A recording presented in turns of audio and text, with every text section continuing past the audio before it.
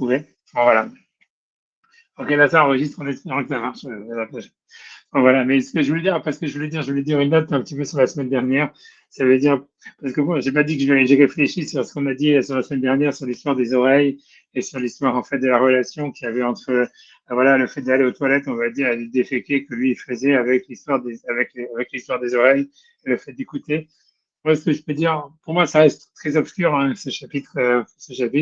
Mais disons, ce que je peux dire, ce que je me suis dit peut-être, tu vois, c'est vraiment en prenant une optique vraiment de la psychanalyse, c'est ce que de dire comme ça, c'est de dire qu'en réalité, parce que, si tu veux, dans la psychanalyse, comment dire, un des grands problèmes, si tu veux, qu'il y a dans la psychanalyse, c'est de savoir c'est comment est-ce que la relation au dégoût est née, en fait, tu vois, chez l'enfant, etc., dans le développement psychologique, en quoi elle est importante. Ce qui est aussi, tu vois, très important parce que quand tu regardes, par exemple, dans la Torah, c'est-à-dire dans les chazal, il y a une grosse importance qui est donnée à ça. Si, par exemple, tu regardes, on nous parle de Shaoul, par exemple, le roi Shaoul, que justement, il s'était caché pour aller aux toilettes, etc., et que c'est à cause de ça que c'est à ce moment-là que justement David, il pourrait le tuer, etc. Parce que David, il est caché encore plus loin dans la grotte, etc., toute cette histoire. Mais là-bas, la Gemara, elle dit que si David, il n'a pas tué Shaoul, c'est parce qu'en fait, il voulait pas, justement, parce qu'il a vu la tsniout qu'il y avait chez Shaoul, et tout ça. Donc, c'est un gros truc, en réalité. Ça veut toute cette histoire de la tsniout, quand il y a dans la relation, aller aux toilettes, etc., etc., c'est un truc, je crois que si on regarde dans le Shulchan Aruch, il y a plein d'halachot. Ça veut dire, c'est pas obligé de le faire, ça veut dire, on les fait pas. Enfin, et ben, ils le font, etc. Mais quand tu regardes les livres de tsniout, qu'il y a dans les toilettes, il y a beaucoup, c'est très grand, tu vois, c'est-à-dire, normalement, il faut se couvrir avec tu vois, c'est très religieux, ils se couvrent avec une serviette quand ils sont aux toilettes, tu vois, même quand ils sont, pour pas voir leur corps quand ils sont en train de déféquer, des choses comme ça, etc. Ça, c'est marqué dans la Shulchan Aruch, c'est marqué dans la Mishnah Berurah et tout ça, etc. Bon, tu vois, dans les yeshivat, il y en a qui font, il y en a qui font pas et tout ça. Et ça veut dire que c'est un gros truc, ça veut dire que c'est quelque chose qu'on voit que la Torah, c'est-à-dire dans les Chazal, il y a une importance qui est mise là-dedans. Et tu vois, quelque chose, tu vois, voilà. Mais à mon avis, ça veut dire, pour lier ça un petit peu avec ces idées de la psychanalyse et peut-être l'idée qui a avec les oreilles, c'est qu'en réalité, à mon avis, parce que c'est une grande question, ça veut dire, parce qu'en fait, si tu es dans la psychanalyse, il y a un gros problème, un problème, c'est-à-dire, parce qu'évidemment, quand on va psychanalyse, on va parler de la sexualité aussi, mais c'est-à-dire parce que dans la relation au début, il y a une relation à la sexualité, il y a une corrélation entre les deux. Et ça veut dire dans le développement de la sexualité infantile, et ça veut dire on se rend compte que c'est quand l'enfant il commence à éprouver du dégoût pour en fait quand il va aux toilettes, etc. On va comprendre, tu vois, à se sentir mal quand les gens ils le regardent à aux toilettes ou des choses pareilles, qu'à partir de ce moment-là, la sexualité elle se développe, etc. La relation à la nudité, tout ça, elle naît par rapport à la relation au dégoût, etc. Et tu vois, donc, et c'est un problème, ça veut dire, si tu regardes dans les psychanalystes, c'est juste, moi, c'est-à-dire, ça fait longtemps que j'ai pas ouvert ces bouquins, etc. De toute façon, c'est un truc complètement archaïque, maintenant, ça veut dire complètement du 19e siècle. C'est 2 siècles en retard. Mais ça veut dire, en tant que culture, quoi, c'est-à-dire que le truc, c'est de dire, quand on regarde dans la psychanalyse, les psychanalystes, c'était un très gros problème. Jusqu'à maintenant, jusqu'à la fin, ils n'ont jamais été capables, en fait, si tu veux, d'articuler ou de théoriser, tu vois, c'est-à-dire une théorie du dégoût, etc., au rapport à la nudité, par rapport à la cinéo, par rapport à tout ça, par rapport à la sexualité. Mais c'est possible, tu vois, moi je me dis que si on utilise un peu ce qu'on a étudié un peu dans le Maral, etc., la semaine dernière, et si on prend la Gemara, ça serait possible de dire qu'en fait, ça voudrait dire ça, c'est de dire que moi, je dis ce que ça voudrait dire qu'en réalité, l'homme par l'oreille, en fait, il écoute, donc en fait, il est complètement perméable en fait à ce qui se passe autour de lui, donc il est en fait complètement perméable aux influences extérieures, ça veut dire il est complètement, ça veut dire, on va dire dépendant, ou même ça veut dire il est soumis, on va dire qu'il est soumis aux influences extérieures, et qu'en réalité, la manière qu'il a psychologiquement de créer une défense et un filtre, en fait, sur ce qu'il entend ou les influences extérieures de manière générale, ça serait en fait de créer une partie de lui-même de laquelle il est dégoûté. Et en fait, tu vois que cette partie, ça commencerait avec les toilettes, avec la défécation et tous ces machins-là.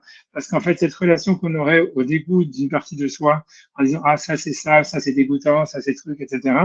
En fait, ça permettrait de gérer, en fait, ça veut dire les influences extérieures, tu vois, ça veut dire la perméabilité, en fait, tu vois, aux influences extérieures. C'est-à-dire qu'on voit bien que, par exemple, si on regarde les clochards et tous ces machins-là, ça veut dire les gens chez qui, en fait, l'idée de propreté, elle est partie et qui sont plus dégoûtés par la saleté et tout ça, c'est qu'au fond, c'est aussi des gens qui ont très peu de force de caractère. Ça veut dire qu'ils sont incapables de s'opposer vraiment à ce qui se passait de l'extérieur. Tu vois.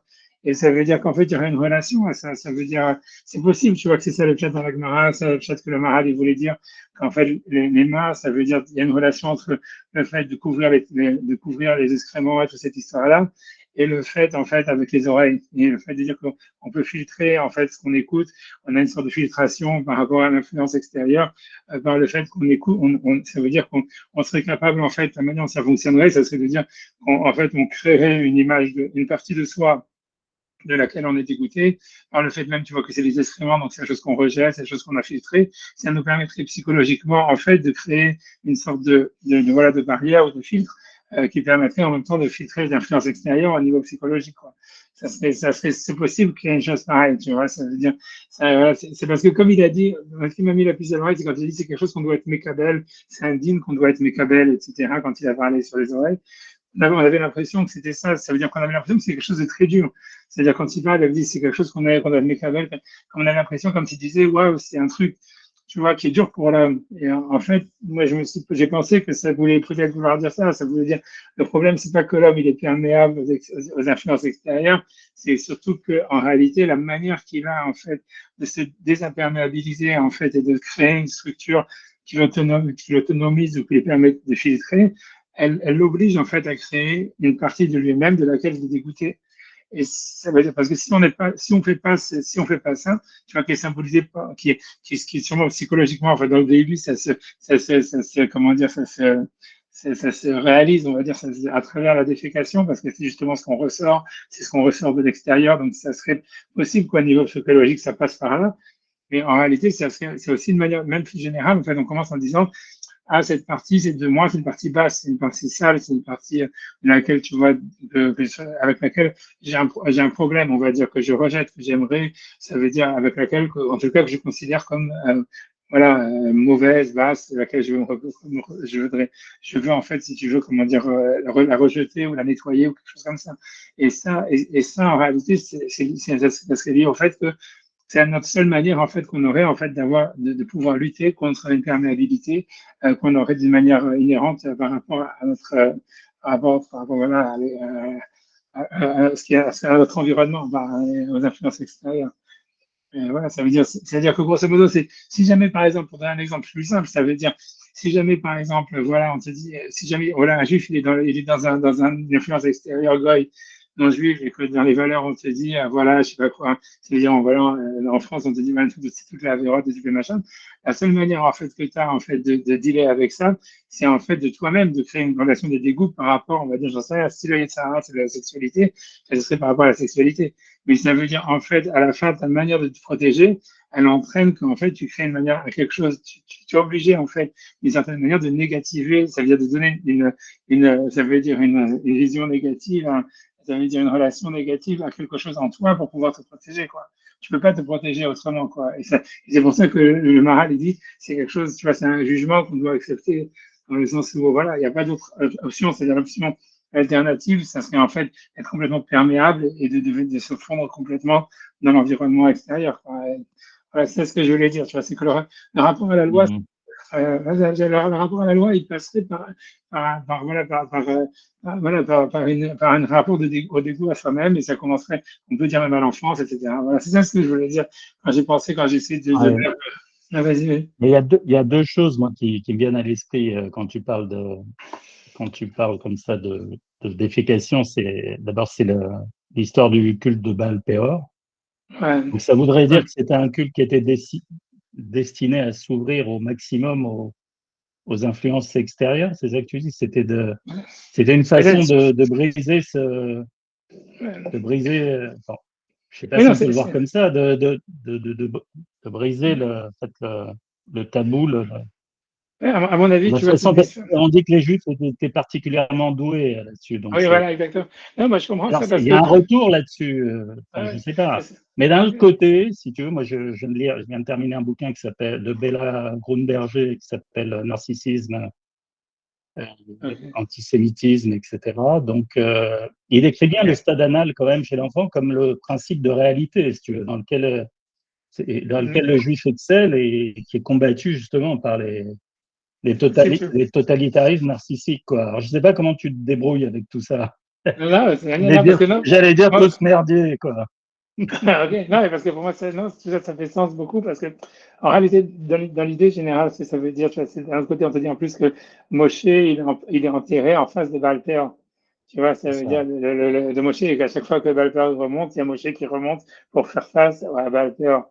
Et donc, ça montre un truc, tu vois, c'est fondamental dans l'histoire de Baal-Péor qui est un peu étonnant. Mais c'est ça ce que ça voudrait dire, c'est quand on réfléchit, l'histoire, c'est-à-dire quand on réfléchit à ce que ça veut dire qu'en réalité, c'est quoi l'idée, c'est quoi encore une fois, quand on réfléchit, en fait, c'est quoi le point, ça veut dire de Moshe dans la Torah? C'est-à-dire, qu'est-ce que c'est Moshe en réalité comme personnage biblique par rapport à tout le monde, par rapport à tous les autres? Quand tu réfléchis, ça veut dire en vérité, en réalité, on voit que l'histoire de Moshe, c'est que ce qu'il a réussi à faire dans sa vie, on va dire. La seule chose qu'il a réussi à faire, on va dire, à part recevoir la Torah, comme ça, il a cassé, tu vois. C'était en fait, c'est que, en fait, à son époque, et tout le peuple d'Israël faisait on dit comme un homme, un seul homme, comme un seul cœur. C'est pour ça que les Bnei Israël ils ont reçu la Torah, qui est Shechad Ben Echad. Et ça veut dire quoi? Ça veut dire que Moshe Rabbeinu, il était capable, ça veut dire dans les Zohar et tout ça, si tu regardes partout, dans la Kabbalah et compagnie, dans les Midrashim, on te dit que Moshe Rabbeinu, en fait, il unifiait toutes les âmes d'Israël.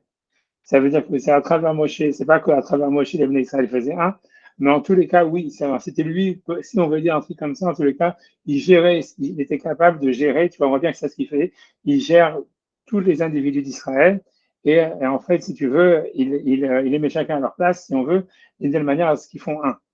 Et même si, quand ils font des conneries, ils font toutes les conneries ensemble. Ils sont toujours ensemble. Mais ils sont ensemble. Ça veut dire, voilà, Moshe, il a pas fait des tzadikim, il a pas fait des justes, mais il a fait des gens unis. En fait, même le peuple d'Israël en lui-même, et il était uni à la base, c'est pour ça qu'ils ont mérité d'être libérés, etc.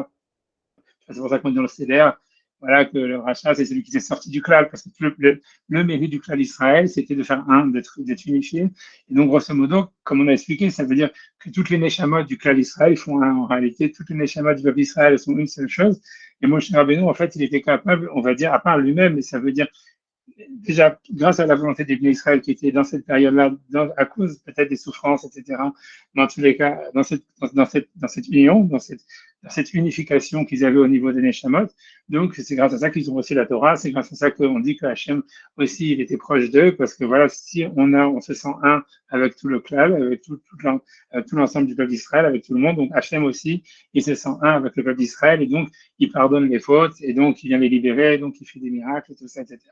C'est ça toute l'idée du Shem Yudke Vavke qu'on a dans la Baracha, c'est un Shem de Rachanim. À chaque fois, il est lié, comme je sais pas, je l'ai déjà dit sûrement, avec ce qu'il appelé des Tzibour. Ça veut dire qu'on voit que les Yudkim Abidot de Rachanim, on dit quand il y a Minyan, quand on voit que tu vois qu'Hachem, il est Mochel le Tzibour, ça veut dire que c'est quand on se sent comme partie du klal, comme se sent un, avec toutes les nations du klal, ils font un. Donc en réalité, c'est là où il y a en fait un dialogue face à face avec Hachem qui est complètement, ça veut dire, où justement on peut recevoir la loi, parce que si d'une certaine manière, la loi, maintenant, c'est pas ça ce qui nous définit, quoi, grosso modo. Et tu vois, parce qu'en tant que peuple, on est un peuple, maintenant, on peut accepter la loi parce que justement, c'est une loi qu'on accepte ou qu'on rejette. Mais on existe indépendamment de la loi. Moi, Gérard Benoît, il avait créé cette possibilité d'accepter la loi ou de la rejeter. Tu vois, mais ça veut dire, et ça, c'est le contraire de Valpéor, ou la même chose que Valpéor, c'est parce que le fait de gommer c'est justement les influences extérieures et de dire, voilà, on va tous se fondre dans une seule chose, à travers justement le fait que maintenant, tu vois, on accepte complètement tout ce qu'on est, avec toute notre défécation, avec toute notre saleté, etc. Donc, c'est en fait, c'est aussi exactement la même chose que Moshe Rabbeinu, mais en fait, dans le côté de l'impureté. Ça veut dire, Moshe Rabbeinu, en fait, c'est dire qu'on peut se réunifier en faisant un avec tout le peuple, avec tout le clan Israël, il fait un à travers, on va dire, la Torah, à travers les Neshamot, à travers tout ça, à travers la relation à la spiritualité, à Hachem, etc. Malpéor, c'est exactement la même idée que de retrouver une unité universelle du monde à travers, en fait, si tu veux, en coupant. Une fois que j'accepte, tu vois que pour moi, c'est pas dégoûtant tu vois, de déféquer ou quoi que ce soit, ou d'être sale ou tout ce qu'on veut. À ce moment-là, j'accepte tout. À chaque fois, maintenant, je fais un avec le monde, je fais un avec l'univers, avec tout. Tu vois, c'est exactement ce qui se passe, tu vois, si tu veux, dans le monde moderne. Ça veut dire, il n'y a plus rien n'est condamné. Tout ce qui vient de mon corps est accepté. Donc, ça veut dire, et grâce à ça, on fait tous un, tu vois, puisqu'on est on est tous en fait perméables, on fait tous un et on n'est plus rien du tout. Ça veut dire, on est entièrement perméables les uns aux autres et on n'est plus qu'une masse informe, voilà, tu vois. Donc, on comprend bien que, tu vois, il y a une très grande relation entre Moshe et Baal-Péor, et voilà, entre le Ham Israël, qui est avant tout le peuple qui était un, qui a réussi à être un et à s'unifier, ouais, à travers, qui arrive à s'unifier en faisant sentir qu'ils sont une seule des chemins, et avec le fait, voilà, de Baal-Péor, où c'est l'idée de l'unification, si tu veux, tu vois, du fait de sentir qu'on fait un d'une manière, comment dire, voilà, qu'on arrive, voilà, on s'identifie, on fait un avec le clan, tu vois. Et dans Baal-Péor, il y a ça clairement, c'est ça l'idée. Tu vois, ça veut dire quand on se dit, voilà, maintenant tout le monde, voilà, tout le monde se met tout nez, on commence à déféquer et tout ça. S'il n'y a plus de recherche maintenant tu vois, il n'y a plus de condamnation de quoi que ce soit, tu vois, et ça veut dire, on fait tous un là-dedans, puisque on va tous aux toilettes, on défèque tous, on va tous crever, ou j'en sais rien, on a tous un corps, et puis voilà, voilà, tu vois, c'est ça ce que je pense, tu vois, plus qu'un rapport au réel, ça serait plus un rapport à l'unité intrinsèque qu'on a avec l'univers ou avec le monde ou avec les neshamot, ou avec, si tu veux, avec l'univers. Simplement, ça serait un canal, ça serait le canal vraiment impur par lequel de faire passer en fait cette unité qui serait en fait quelque chose qui ramène vers le bas, quoi, justement. Voilà, c'est ça ce que je pense. Voilà, voilà, mais je pense que en fait tout ça c'est dû aux oreilles, quoi. C'est ce que ça voulait dire. C'est ça ce que ça voudrait dire, l'histoire de dire que voilà, c'est le rapport à la main, à creuser les défécations et à couvrir les défécations qui fait le filtre avec les oreilles. Ça veut dire que, en fait, ce qu'il voudrait dire le Maharal, c'est que, est-ce que la Gemara, le passou qui voudrait être méramèse en disant tu auras un pieu sur tes oreilles, ça veut dire en fait que, en fait, à part ça veut dire d'une manière, comment dire, complètement, ça veut dire intrinsèquement, on est complètement perméable. Ça veut dire, on a une capacité vraiment à l'intérieur de nous d'être complètement perméable aux influences extérieures et qu'on les absorbe quoi qu'il arrive et qu'en fait, voilà, et on est obligé, en fait, après ça, de créer un rapport de dégoût par rapport à une partie de nous-mêmes pour pouvoir gérer pour pouvoir gérer en réalité voilà, cette perméabilité qui est en nous, quoi. Ça serait ça l'idée, et comme tu dis, Valper serait l'opposition à ça. Tu vois, ça, c'était simple pour ajouter sur la semaine dernière parce que je dis, bon, la semaine dernière, c'est très sec, mais pas peur cette semaine aussi, c'est très sec, ça veut dire, voilà, je sais pas, donc on va commencer, je sais pas, sauf si vous avez des questions, je sais pas. Sinon, non. Voilà. Voilà, donc, là, dans ce chapitre, j'ai un peu, c'est pour une fois, j'ai préparé, mais sans avoir aucune idée quoi que ce soit. Mais moi, j'ai lu le truc avant, contrairement à d'habitude. Et tu vois, ça veut dire, et voilà, et en fait, donc ici, dans ce passage, le Vergola, il met complètement les pieds dans le plat, on va dire. C'est-à-dire, grosso modo, c'est vraiment le chapitre qui parle sur l'élection d'Israël par rapport aux nations, sur justement la relation privilégiée qu'ils ont avec Dieu. Et bon, voilà, maintenant, whatever, tu vois, je sais pas, tu vois, c'est compliqué, tu vois, honnêtement. Je sais pas, moi, honnêtement, je sais pas comment. Voilà, on va lire, on va traduire, on va voir Hachem, et puis on verra ce qui sortira. Le mérite des invités. Alors, en tout cas, donc on est à la page 262, et voilà, et c'est le vers ici, et c'est le deuxième chapitre. Le Père Enamdim, donc le Père Enamdim, c'est un Père dans Barachot. Donc, on nous cite ici un passage dans Ishaïa, qui est une haftara, une des 7 haftarot de constellation. Donc, le passage qui dit au début c'est une haftara qui commence de Tomer Sion, Azavani Hashem, Hashem Shechachani. Donc le verset il dit, Sion a dit, Dieu m'a abandonné et Dieu m'a oublié. Donc ça c'est un passage, voilà. Amar Hashnagish, il dit, Amra Knesset Israël Ifna Kadosh Baruch Hu, donc l'assemblée d'Israël a dit devant Hachem, et Bono Shelolam, maître du monde, Adam Nose Isha, ça veut dire un homme il s'est marié avec une femme, Zocher Maaser Arishona, ça veut dire il se souvient de ses actions premières. Je ne sais pas si je vais rentrer un petit peu dans le truc, ça veut dire, ce qu'il faut comprendre, ça veut dire, dans la Gemara qu'elle est marquée chez nous, on nous dit, tu vois, ça veut dire quelqu'un qui, chez nous, et ce qui est amusant, c'est que dans la suite du Maharal, quand il va avancer dans le chapitre, il va utiliser la garça que nous on a. C'est en fait, ça veut dire, chez nous, il y a marqué un homme qui s'est marié avec une première femme et qui la divorce et qui se remarie avec une deuxième, il se rappelle toujours encore de la première. C'est ça, c'est ce qui a marqué chez nous dans la Gemara, tu vois. Ça veut dire, ici, donc, ça veut dire dans la Gemara, chez nous, on rajoute un divorce, un deuxième mariage et le mec, il se rappelle encore, tu vois, de la première. L'Agma, lui, tel qu'il le ramène, il a enlevé le divorce, il a enlevé le remariage, il a le mariage avec une deuxième, il a simplement dit, on a l'impression, ça serait donc, il faudrait dire, c'est plutôt un mec qui en a marre de sa meuf et qui veut tu vois, voilà, qu'il en a vraiment marre, quoi, grosso modo, et qu'elle dit quand même, tu te rappelles quand même de comment au début on était bien, quoi, grosso modo. Tu vois, ça veut dire un homme, tu vois, il en a marre de sa femme. Il oublie quand même pas, tu vois, les années de bonheur qu'il a eu au début. C'est ça ce que ça veut dire sur la garçon de la Gemara, c'est ça ce que ça veut dire. Adishka, Isha, donc ça veut dire Adam aussi, Isha, mais Zohar Masa Rishona, ça veut dire Masa Rishonim, silencieux, ça veut dire ses actions premières, ça veut dire ce qu'elle faisait au début. Mais et donc la Knesset Israël, selon la Gemara, elle continue Ata Azaftani, ça veut dire toi Hachem tu m'as abandonné, donc grosso modo ça veut dire le mec il est parti en vacances indéfiniment, Vesherachthani, et en plus tu m'as oublié. Alors, donc voilà, donc sur ça, le verset, parce que le verset, ça c'est le premier verset de l'Haftara, donc c'est Tomer Hashem Zavani Hashem Hashem Shechachani. Donc Hashem, Sion a dit Hashem m'a abandonné, Hashem m'a oublié. Mais la suite du verset, c'est donc le verset suivant, c'est Atishkach Isha Ula, ça veut dire est-ce qu'une femme peut oublier son bébé? On va dire, tu vois, Ula, c'est un bébé, on va dire. Et après ça, le verset continue encore, je sais plus quoi, Ben Bitna, je sais plus quoi. Et il y a une autre après ça, je ne me rappelle plus de la suite du verset, quoi, grosso modo, mais après ça, c'est, voilà. Donc, ça veut dire, la suite, c'est même si, Gamel et Tishkarna, tu vois, dans la suite du verset, ça va être, même si ça c'était oublié, alors, moi, je ne t'oublierai pas, quoi, grosso modo. Vanil Veshkacher. C'est ça le passage. Je pense que le verset en entier, ça sort à Tishkar Isha Oula. Si une femme, est-ce qu'une femme, elle peut oublier son bébé? Tu vois, Gamel et Tishkarna, ça veut dire, même si ça arrivait, alors, Anil Vashkacher, Anochil Vashkacher, moi je ne t'oublierai pas.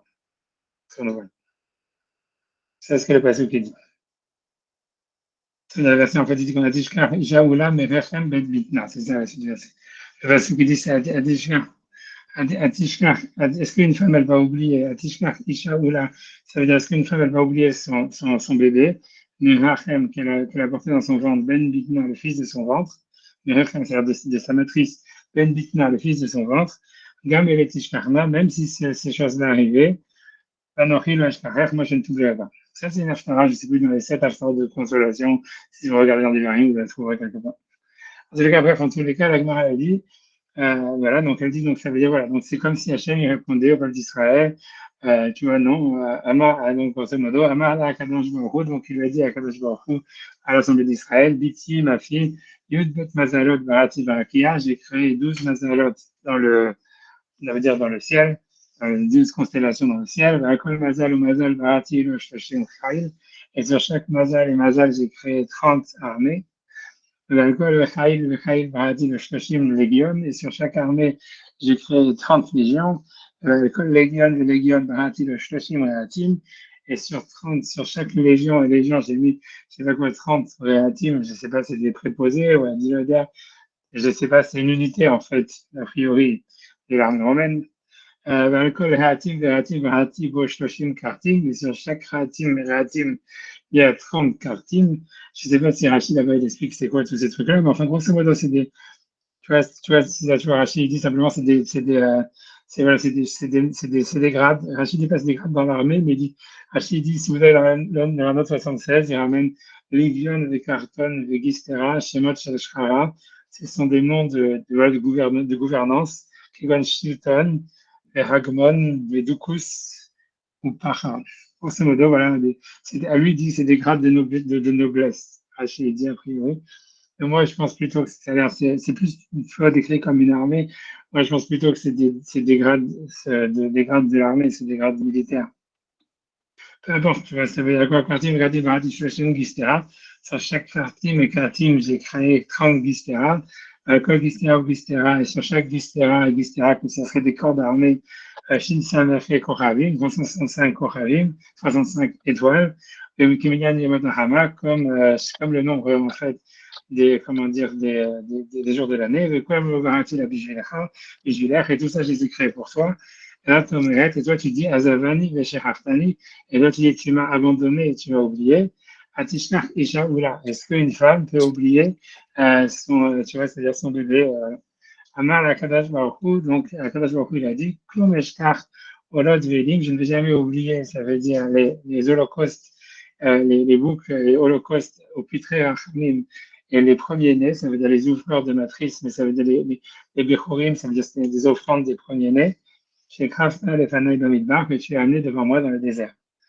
Ok, ça c'est ça ce que ça voudrait dire. Donc c'est comme ça que la Gemara, elle interprète donc la suite du verset qui dit, encore une fois, si une femme elle va oublier son bébé, tu vois le verset, donc vous l'avez en entier, vous l'avez dans, je me rappelle plus, vous l'avez dans la note 81, Atishkach Isha Ula Mirachem Ben Ditna. Ça veut dire, est-ce qu'une femme elle va oublier, ça veut dire son bébé qu'elle a dans sa matrice, Ben Ditna, le fils de son ventre.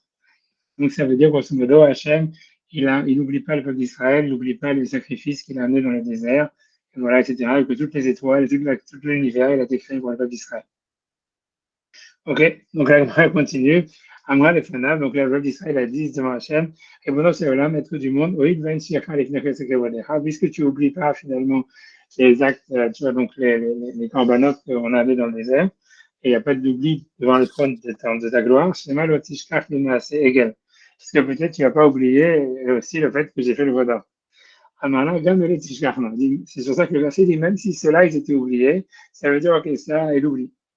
Amra Lefanav, donc elle a dit devant lui, la Zam Israël, la Ribono Shalom, le maître du monde, oui, lui Ashikha, les Fidèles Sekevodera, puisqu'il y a de l'oubli devant ton trône, Shema Tishkar Lima, c'est Sinaï. Est-ce que tu vas oublier le fait que j'ai accepté la Torah sur le mont Sinaï?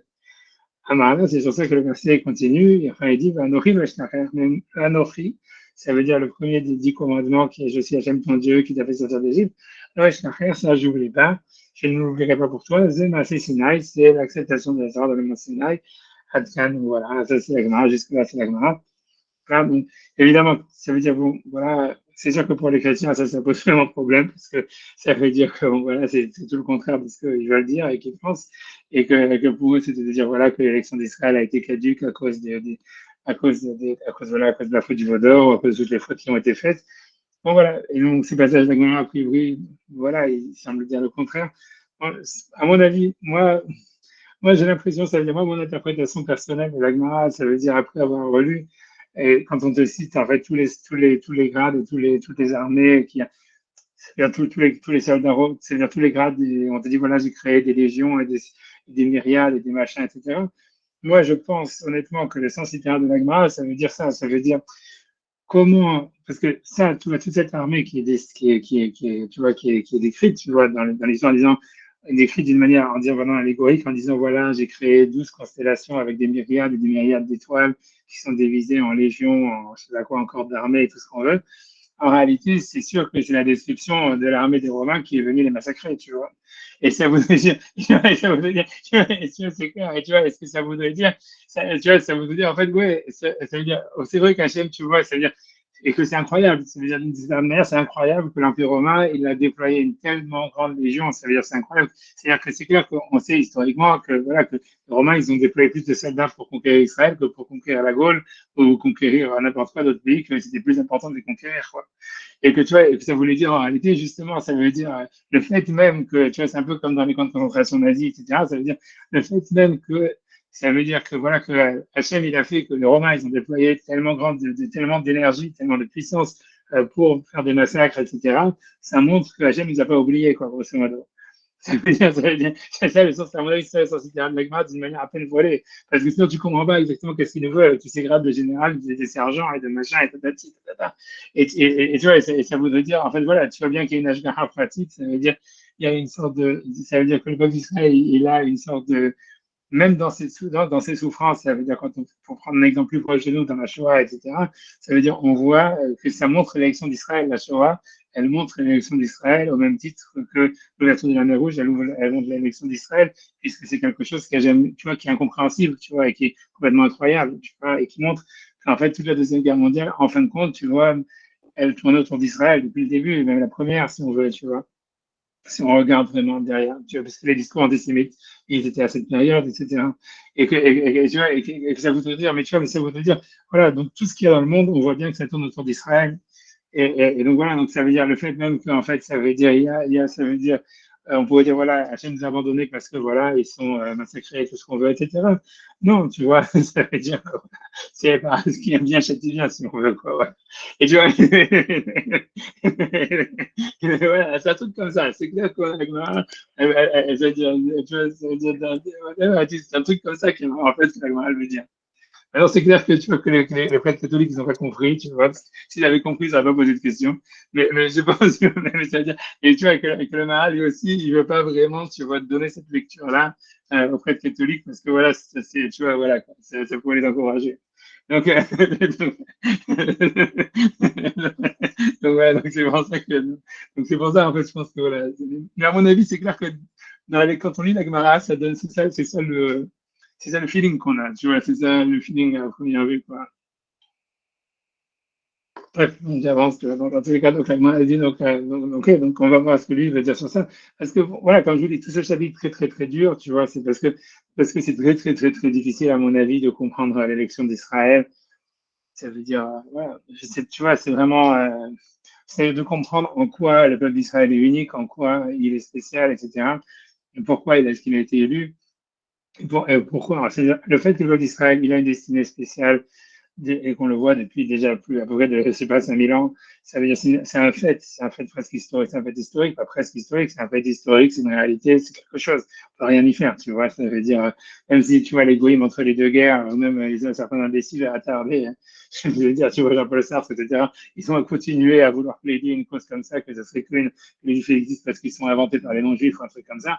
Tu vois, aujourd'hui, plus personne ne le pense, personne, tu vois, ça veut dire, parce que tout le monde a bien compris que c'est pas vrai, quoi. Ça veut dire, voilà, c'est bien évident, tu vois, ça veut dire, mais le truc, c'est que voilà, ça veut dire, le truc, c'est que voilà, ok, c'est une réalité, mais la question de dire, c'est que bon, quand tu vois un juif et tu vois un non-juif, tu vas pas de différence, tu vois, c'est comme dans la pub là, de celui qui mange des chewing-gums et du chewing-gum, tu vois, on sait pas vraiment, tu vois, voilà, c'est la question, tu vois, et voilà, donc on sait pas, c'est ça la question, c'est ça le problème, c'est ça le problème. Donc voilà, donc lui, il va essayer d'essayer de comprendre, d'expliquer, de donner une explication là-dessus. Ok, amen, tu vois, je veux dire. Tu vois, donc il dit donc ce passage de la Gemara, Nire, Adrash, Rachok, Meod, Meod. Ça veut dire le Drash, lui, ce qu'il va faire, à mon avis, je pense, tu vois, c'est-à-dire, je pense, je sais pas qu'est-ce qu'il y avait marqué dans le livre des catholiques. J'ai l'impression, tu vois, que lui, ici, dans ce paragraphe, il va dire des choses qui sont un peu aberrantes, tu vois, enfin, mais je vais dire je lis et traduis ce qu'il dit dans ce paragraphe. À mon avis, tout ça, c'est de la ruse, tu vois, c'est une sorte c'est un peu pour essayer de, comment dire, tu vois, d'emmener la discussion ailleurs. Tu vois, ça veut dire d'emmener la discussion d'une certaine, de donner une sorte de, voilà, de donner un prétexte à une discussion pour que, en fait, ça puisse aller quelque part. Ça veut dire, voilà, mais je vais dire dans les mots, je dis dans les mots ce qu'il dit, voilà. Donc, je lis ce qu'il dit et je vais vous montrer, je vais vous dire, voilà, je lis ce qu'il dit, traduit ce qu'il dit. Donc, il dit, Amar dans la ce passage de la Gemara, ça veut dire le drash, ça veut dire le fait que la Gemara, elle nous parle, en fait, ici des holocaustes amenés dans le désert, de l'acceptation de la Torah au Mont Sinaï, de la faute du Vaudor. En fait, tout ça, ça me paraît très lointain par rapport au sens littéral du verset qui semble avoir rien à voir. Tu vois. Alors, donc il dit à Mod, Machilo Timsa Bechol Divrem, quelque chose que tu trouves nulle part ailleurs, je ne sais pas, dans les Hachim, dans les paroles des sages, d'avoir casé, ça veut dire d'expliquer quelque chose comme ça. Les Faresh, Oula, ça veut dire un bébé, ça veut dire comme ils ont dit Béchourouk, tu vois, ça veut dire où, ça veut dire où, oula, par Ola, tu vois, que le mot Ola, comme si c'était Ola, comme si c'était en fait un holocauste avec un Cholam, voilà. Donc, ce qui veut dire, voilà, comment est-ce qu'on peut faire une drachat pareille? On ne trouve jamais dans les Chachamim qui font des drachats pareilles. Ça, tu vois, complètement une aberration, complètement, tu vois, c'est n'importe quoi. C'est-à-dire, ça veut dire que toutes les paroles c'est-à-dire toutes les Gemarotes, elles marchent comme ça. Ça veut dire, on fait des jeux de mots, ça veut dire, on utilise des racines, on change de la, ça veut dire, on change le truc. Ça faire vraiment, de passer de oula à oh là, c'est vraiment pas le pire que les Chachamim, ils ont fait, quoi. Tu vois, et lui dit non, on n'a jamais trouvé ça dans la Gemara, tu vois, c'est ça, tu vois. C'est exactement ce Tu qu'il a vois, fait la semaine dernière. ouais, ouais, Premièrement, c'est exactement ce qu'il a fait la semaine dernière. Parce qu'il faisait Agmara avec Oreille ouais, et Zayn, c'est pareil. ouais, non, mais tout ça. Ouais, non, ouais, non, c'est ça. Il dit qu'on ne trouve jamais ça dans la Gemara, tu vois. C'est pour ça que tout ça, ce passage, tout ce paragraphe-là qu'on va lire, il est très bizarre. Moi, j'ai l'impression, tu vois, que c'est simplement qu'il essaye je sais pas, tu vois, honnêtement, on a l'impression qu'il essaye simplement, tu vois, comment dire, si tu veux, de déplacer le problème pour pas que, tu parce que, à mon avis, moi, la manière dont, comment je comprends quand je lis ça, et je vois tu vois, quand je lis ce qu'il dit ici le Maharal et tout ça, la citation du passage de Gemara, moi, et j'ai l'impression de ça depuis le début dans le bouquin, on a l'impression de ça, c'est que, en fait, quand le livre qui avait été écrit par les catholiques qui en réponse, ça veut dire sur lequel le Véragola il est en réponse, en réalité, les questions, elles n'étaient pas claires.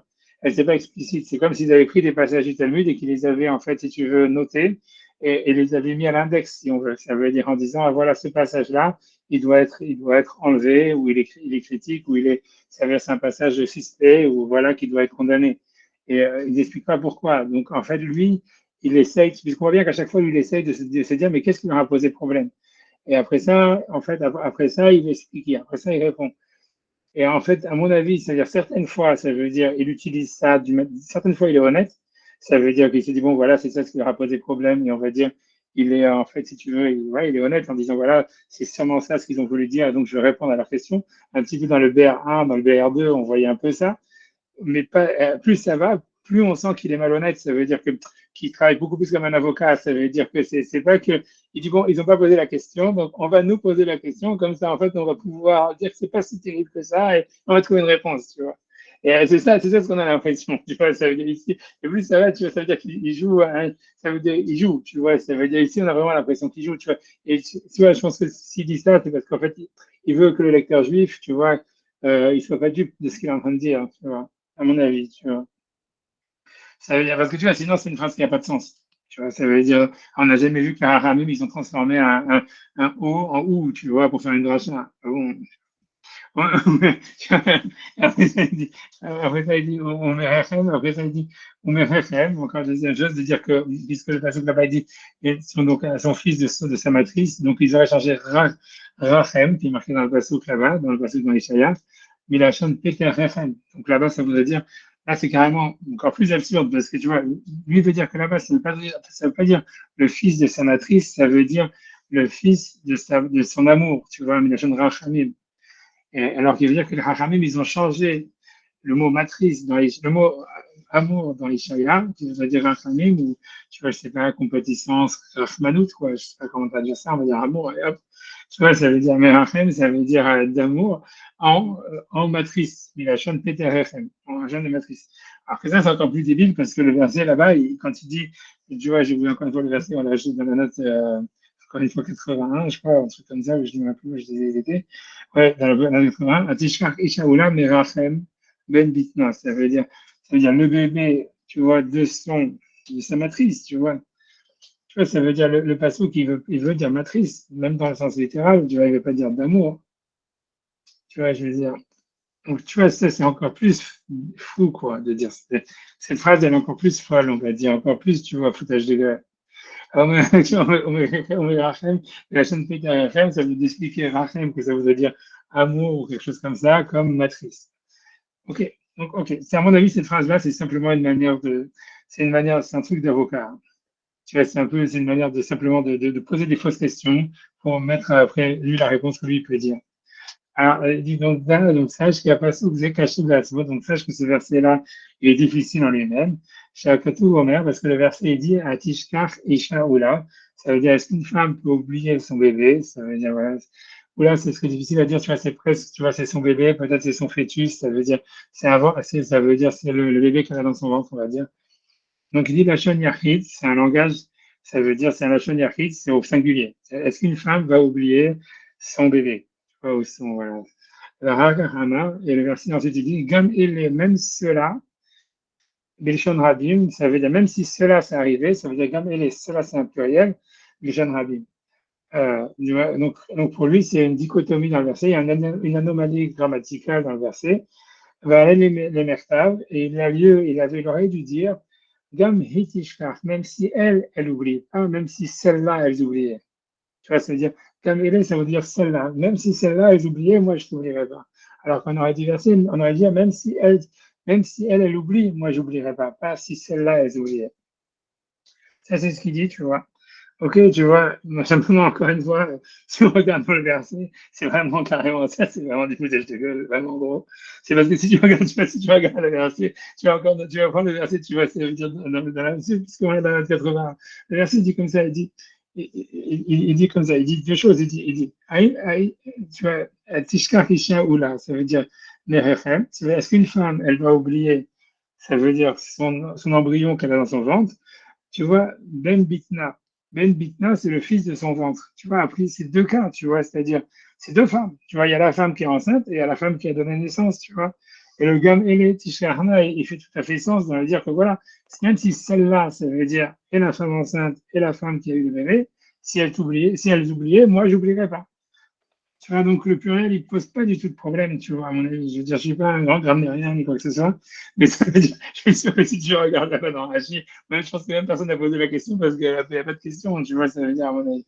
Mais tu vois, mais ça veut dire, voilà, ok, whatever, tu vois ce que je veux dire.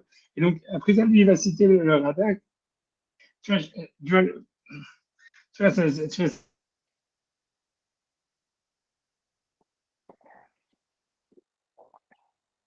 mais donc ça devrait, même si elle, on aurait dû même elle au singulier, encore une fois, que c'est pas du tout clair. Ça veut dire, surtout quand on a l'habitude, tu vois, du Lachon de Isaïe, que Isaïe, tu vois, c'est Isaïe, dans toute la référence qu'on a de Isaïe, tout ça, Isaïe, il double toujours ses phrases, tu vois, ça veut dire, quand on va marquer Anochi, Anochi, Menachem, ou toujours c'est doublé. Toujours, il donne deux allégories, c'est sa manière d'écrire, tu vois, à chaque fois de tout doubler. Tu vois, donc, a priori, c'est deux cas différents, tu vois, c'est Atishkar Kisha, Oula, tu vois, ça veut dire, est-ce qu'une femme veut oublier son Oula, ça veut dire son bébé qu'elle a dans son ventre. Ben Vitna, tu vois, ça veut dire le fils de son ventre, ça veut dire celui qu'elle a déjà accouché, tu vois, et ça fait deux cas différents. Et on dit Gam et Tishkar, là, même si celle-là, elles oubliaient, moi, je t'oublierai pas. Tu vois, je suis sûr, si on regarde, j'ai pas envie d'aller commencer à faire des, je suis sûr, si on regarde un livre du rabbinat ou un truc comme ça, c'est comme ça qu'ils ont traduit, tu vois. Ça, tu vois, je sais, tu vois.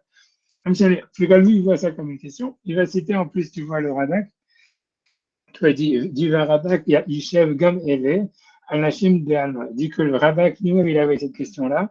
Et c'est pour ça que lui, il a interprété le verset en disant même celle-là, ça veut dire les femmes en général. Même si les femmes, ça veut dire est-ce qu'une femme peut oublier son enfant qu'elle porte dans son ventre ou l'enfant qu'elle a accouché? Ça veut dire, ou qu'elle a accouché, donc c'est une seule femme, mais même celle-là, ça voudrait dire, même ce genre de femme-là qui existe, tu vois, euh, en fait, même si ces sortes de flammes-là existent, moi, je ne t'oublierai pas. C'est ce que ça voudrait dire. Tu vois, ça veut dire, ouais, je sais pas, tu vois, je vois pas. Quand tu vois dans la note 83, vous avez le Radak. On n'a pas du tout l'impression, c'est pas du tout évident que le Radak il est venu répondre à cette question ni quoi que ce soit. Tu vois, si tu vois, si vous l'avez dans la 83, tu vois, ici le Radak, il dit Zigam et Tishkachna, ça veut dire même si celle-là, elles oubliaient. Parmi, donc le Radak dit Parmi Zigam et Anashim Tishkachna, ça veut dire c'est possible que même ces femmes-là, elles oublient. Benehem, c'est-à-dire leurs enfants. Kshesh Midat Arzariout, quand elles ont une mida de cruauté, qui parce qu'on la trouve chez elles. Aval en me'atot, ça veut dire mais elles sont minoritaires, elles sont peu nombreuses. Mais moi, moi je suis miséricordieux, je ne t'oublierai jamais. Tu vois pas vraiment, tu vois dans le radar qu'il avait un problème, qu'il a posé une question en disant pourquoi est-ce qu'il a marqué celle-là au pluriel et qu'il veut dire ça parle pas des deux femmes qu'on a mentionnées avant, mais ça veut dire des femmes qui existeraient en théorie, tu vois, qui seraient comparables à cette femme unique qui est marquée dans le verset. C'est comme ça que le Maral il veut expliquer. Il veut dire que c'est comme Jolie veut dire que le rabbin il a compris qu'il y avait un problème puisqu'on parle d'une seule femme. Donc comment est-ce qu'on dit même celle-là au pluriel, elles oublieraient et donc il veut dire, donc c'est pour ça que le rabbin il a dit, non, celle-là, ça veut dire en fait ces femmes-là, ce genre de femmes-là qui existent, tu vois, même si ce genre de femmes-là existent, moi je t'oublierai pas.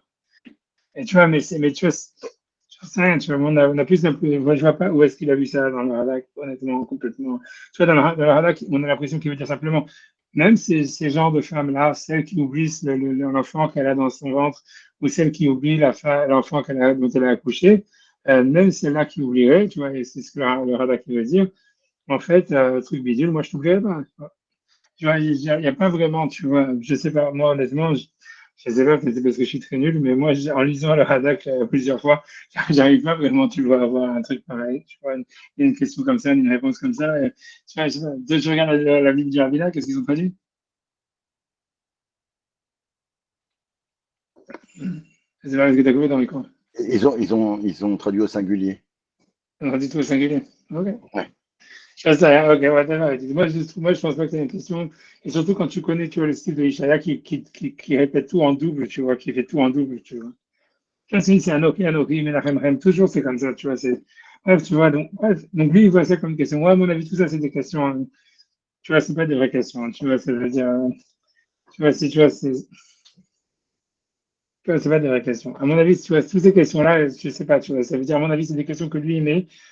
Parce qu'à mon avis, c'est clair que tu vois, pour moi, ça veut dire, moi, le sens idéal de tout ce passage-là, c'est dans le Maral, ça veut dire, c'est clair que si les chrétiens, ils ont, on va dire, mis ce passage du Lagman en disant c'est un passage qui doit être condamné, c'est pas en fait à cause de détails techniques comme ça que ça a posé problème. C'est parce qu'en fait, pour eux, c'est l'élection d'Israël qui était un problème. C'est-à-dire, tu vois, comment Ishaïa, comment est-ce que tu peux interpréter ces versets dans Isaïe? C'est sûr qu'il ne veut pas dire ça, tu vois. C'est ça l'histoire. Et maintenant, tu vois, parce que Israël, c'est nous, et blablabla. Bla, bla, bla, bla. Tu vois, c'est clair, c'est ça ce qui est dérangé. Tu vois, maintenant, lui, le Maral, il ne veut pas te dire, ah, ok, vous pensez que c'est vous, Israël, non, c'est nous, et machin, et blablabla. Donc, il est obligé de trouver, tu vois, des prétextes, tu vois, pour dire, ah, voilà, c'est sûrement ça ce qui est dérangé, même si c'est des faux prétextes, que tu vois que n'importe quel lecteur, tu vois, il comprend que c'est n'importe quoi, tu vois, tu vois, simplement pour pouvoir lui ensuite engager la discussion sans être trop confrontationnel, si on veut, tu vois. Tu vois, moi, c'est ça ce que je pense, c'est mon avis, tu vois, c'est mon avis. Tu vois, ouais, j'ai déjà dit les mots parce que c'est ce que ça a l'air, tu vois, pour moi, ça me paraît bizarre. Bon, bref, donc il dit c'est que le Radak, lui aussi, il avait ce problème-là. Je sais pas encore, mais j'ai pas eu le temps de regarder les passages à l'intérieur, de regarder qu'est-ce que le Farshim, ils disent là-bas, etc. Du Radak, moi, je vois pas vraiment une preuve, tu vois, honnêtement.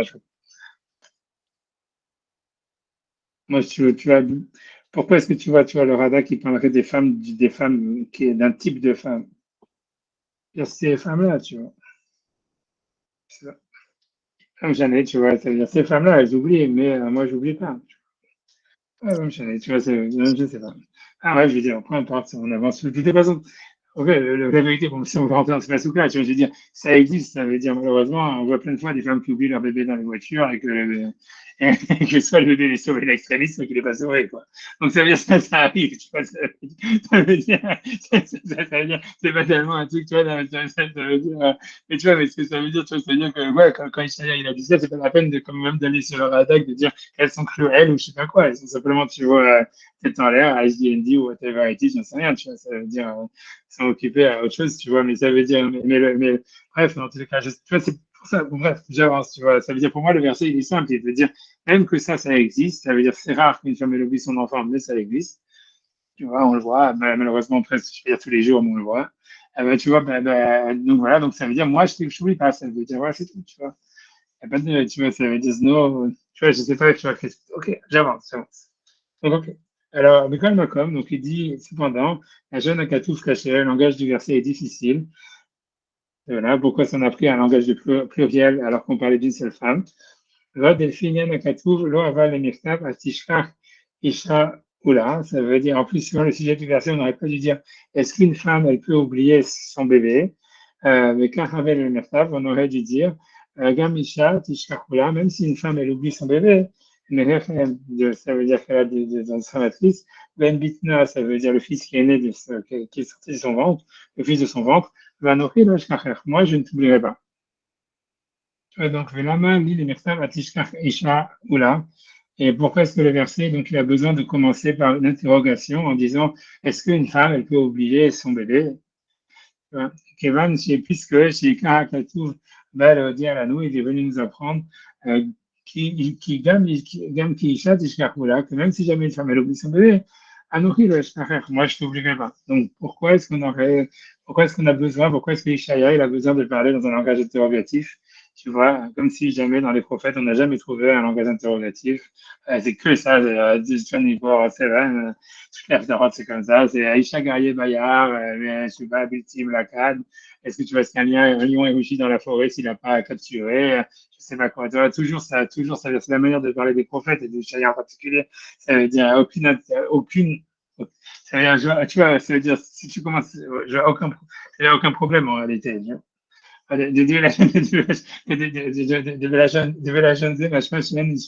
en tous les cas, voilà, c'est tout. Donc, pourquoi est-ce qu'il a commencé par une interrogation?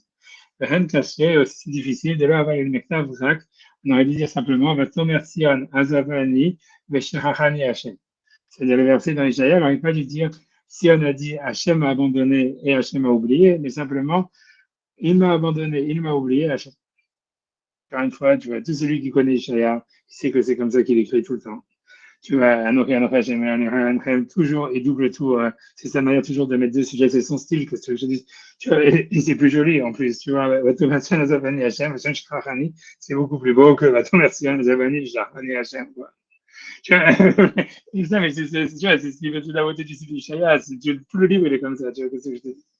וכן כפל הלשון התשכח אישה עולה מרחם בן בטנה. Et donc il dit aussi, tu vois, la doublure du langage de dire est-ce qu'une femme elle va oublier son bébé qui est ce qu'elle a dans la matrice, le fils de son fils, de son ventre, comme si voilà. Donc pourquoi est-ce qu'on appelle ça Oula Mirachem? Ça veut dire son bébé et sa matrice, ou selon lui le bébé de son amour. Et Ben Bitna, ça veut dire le fils de son ventre. Donc, tu vois, donc, bref, tu vois, ok, peu importe, on pourrait creuser, ça veut dire, on pourrait dire que peut-être lui veut dire que, en fait, si jamais il y a une doublure ça veut dire dans le début du verset, en disant Hachem a oublié, Hachem a abandonné, on aurait dû dire est-ce qu'une femme elle peut oublier son bébé de sa matrice et oublier, tu vois, on aurait dû répéter le verbe, parce que si tu vois tu vois comment dire, tu vois, d'équilibre dans le deuxième verset, en disant, alors que tu vois, ce qui veut dire, c'est que dans le verset premier, on a une doublure de Hachem, Shechachani, Hachem a oublié, Hachem a abandonné, alors que dans l'histoire du souvenir, il y a un souvenir commun, tu vois, pour le bébé qui est dans le d'amour et pour le fils du ventre, tu vois, comme si, tu vois, il y avait une sorte de, alors qu'on aurait dû mettre deux fois le verbe aussi, tu vois.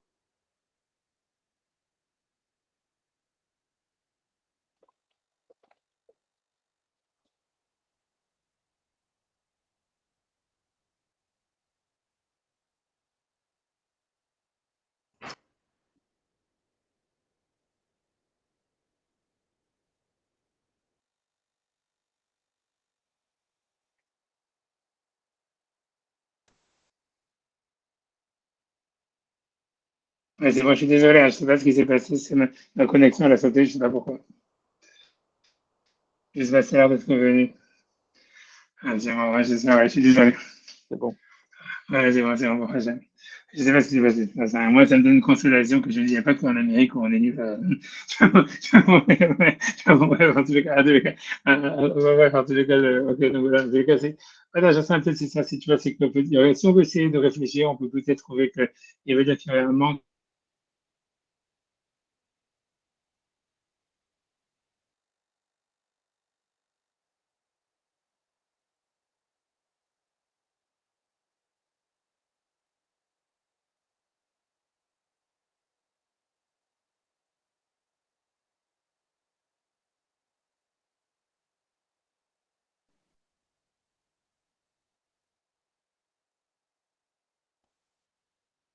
Je sais pas ce qui se passe, j'espère que ça va s'arrêter. Je sais pas quoi faire. Honnêtement, là, je suis un peu dépassé sur le truc. Moi, je vais essayer la prochaine fois de trouver un câble. Tu vois, j'espère que ça va pas se recommencer, je sais pas du tout. La chaîne, on va voir. Je sais pas quoi dire. Bon, bref, j'espère que ça va marcher. Ouais, j'avance, j'avance. Donc, en tous les cas, à mon avis, en tous les cas, ça veut dire qu'il y aurait un manque ça veut dire qu'il y aurait un manque, peut-être, tu vois, ce qui voudrait dire qu'il y aurait un manque de symétrie entre les versets. Peut-être, tu vois, mais bon, tout ça, en tout cas, ce paragraphe, il paraît bizarre d'une manière générale, c'est tout ce que je peux dire. Bon, voilà. Mais je pense qu'il a voulu, ça veut dire, je pense qu'il a simplement cherché un prétexte pour pouvoir discuter avec les prêtres catholiques. Donc, il dit, aucun chose, donc c'est pour ça qu'ils ont expliqué, à cause de ces questions qu'il a citées, c'est-à-dire, voilà, comment ça se fait que le verset, il est doublé dans une partie, pas dans l'autre, pourquoi est-ce qu'on parle d'un singulier vers un pluriel. Donc, regarde plus chose là, c'est pour ça que nos maîtres, ils ont enseigné, ils ont expliqué qu'Akatouv Velodia Tshuva les Shelat Israël. Donc, le verset, en réalité, il fait une allusion à une question qui aurait été posée par le peuple d'Israël. C'est-à-dire, comme on voit qu'il y a une question au début, donc ce qu'il veut dire par là, c'est qu'il y a un dialogue. Il veut dire qu'il y a un dialogue entre le peuple d'Israël. Ce verset, en fait, on a l'impression que ce qui veut dire, et ça c'est évident, ça veut dire que le verset dans Ishaïa, il parle d'un dialogue entre Israël et Hachem. Regarde le Shuzal, qui a Katouf va le dire Tchouva, les Shirat d'Israël. Donc le verset vient, il va parler d'une réponse à une question d'Israël. Chez Savrim, chez Mehamad, Godal Agalut, qui disent qu'à cause de la grandeur de l'exil, de la grandeur de l'exil, Hachem Idbarach Azav Otam, donc Hachem qui soit béni, les a abandonnés. Le Karam, et c'est pour ça qu'ils disent, Ribono Shel Olam, maître du monde, Adam Noseisha Alishto Rishona. Donc là, tout d'un coup, voilà, la deuxième femme apparaît, alors qu'elle était pas dans le texte initial. Donc, un homme qui se marie avec une deuxième femme, Zohar Maaseh Rishona, il se souvient quand même des actions de la première. Chez Visuel, chez Rishona et là, puisqu'en fait, c'était la première qu'il avait, et Batsuko, et donc c'est son véritable, c'est-à-dire selon les Hachamim, tu vois, la première femme, c'est toujours la meilleure, on va dire. Ça veut dire c'est pas que c'est la meilleure, mais c'est-à-dire c'est la vraie, quoi. Tu vois, ça veut dire, peu importe, tu vois ce que ça veut dire. Mais en tous les cas, hein, on va dire comme ça, donc c'est Batsuko, donc ça veut dire, donc c'est son vrai, c'est son vrai Zivug. Zivug Rishon, le premier Zivug, quoi, qui est considéré comme le meilleur, le véritable Zivug, comme si les autres en général, ça veut dire sont pas véritablement, sont pas vraiment la destinée d'Hachem, quoi, c'est plutôt le choix de l'homme. Alors, Ru Yoter Nixar est là, voilà, c'est quelque chose qui est le plus destiné. Donc, c'est pour cela, En Raoui, Shelo Yiskor Maaseh Rishona, donc c'est pour ça que c'est pas grave, parce qu'il oublie les actions premières. Et puis là, chez Rishona est là, puisqu'en fait, c'était la première qu'il avait. Voilà, donc, ce qui veut dire par là, donc il veut dire comme ça, il veut dire le peuple d'Israël, quoi qu'il arrive, tu vois, c'est-à-dire, ils étaient, même si vous, les catholiques, vous dites, voilà, on est le nouveau Israël, etc., n'empêche que nous, on était les premiers. Et ça, et tu vois, et voilà, c'est ce que ça veut dire. Donc, ça veut dire, tu veux pas dire, ah, voilà, voilà, donc ça vaut rien, tu vois. Non, ça veut dire, même quand quelqu'un il se marie, etc., la première femme, c'est toujours en réalité, la première femme, c'est ça ce qui garde, on va dire, c'est ça la première, le plus important. Tu vois, donc ça veut dire, c'est là aussi, même si Hachem il se serait remarié avec les Umot Haolam, avec un autre, il se serait remarié, on va dire, n'empêche que, voilà, nous, on est la première femme, et finalement, c'est pas, Hachem ne peut pas oublier sa première femme. Pas oublier sa première femme. Pas l'idée, voilà. Ça veut dire, cette idée de dire que, ce que je veux dire simplement, ça veut dire que cette idée que de dire que Hachem, il aurait divorcé, ça veut dire que c'est vrai que c'est une très générale, c'est pour ça que je dis ça, on peut vraiment, c'est assez large comme sujet, ça veut dire l'idée de savoir est-ce que Hachem, il a divorcé du peuple d'Israël, quand les Juifs sont en exil et tout ça, c'est une idée qu'on retrouve, tu vois, c'est-à-dire, ça veut dire, c'est pas évident, ça veut dire, ça veut dire, dans l'Agma, dans Sanhedrin, elle dit ça, elle dit qu'une fois que, parce que dans Ishaïa, on a l'impression que, à chaque fois, tu regardes que Ishaïa, à chaque fois, il compare toujours le peuple d'Israël avec Hachem dans la relation en exil qui va venir ou qui est en train de venir en quelque chose, ça veut dire à une femme, si tu veux, qui est en train d'être divorcée par son mari, mais jamais divorcé vraiment. Tu vois, ça veut dire c'est un couple qui a des problèmes, tu vois, etc. Mais il y a pas de divorce. Ça veut dire, il y a pas de, tu vois, à chaque fois, le Ishaïa, il dit où est-ce qu'il est le guet, où est-ce qu'il est le guet que Hachem, tu vois, oui, tu vois, où est-ce qu'il est le guet pour dire que je vous ai divorcé, etc. Donc, on a l'impression, tu vois, ça veut dire que si tu veux, Ishaïa, c'est le mari récalcitrant, tu vois, qui fait des agounottes, quoi, si tu veux. Et tu vois, ça veut dire, c'est comme ça, tu vois, c'est comme ça qu'il est décrit. Parce que tu vois que l'âme Israël, lui, il en a marre, il veut un guet. Mais Hachem, il dit non, tu vois. C'est ça, grosso modo, quand tu regardes tous les livres d'Ishaïa, c'est ça, grosso modo. C'est,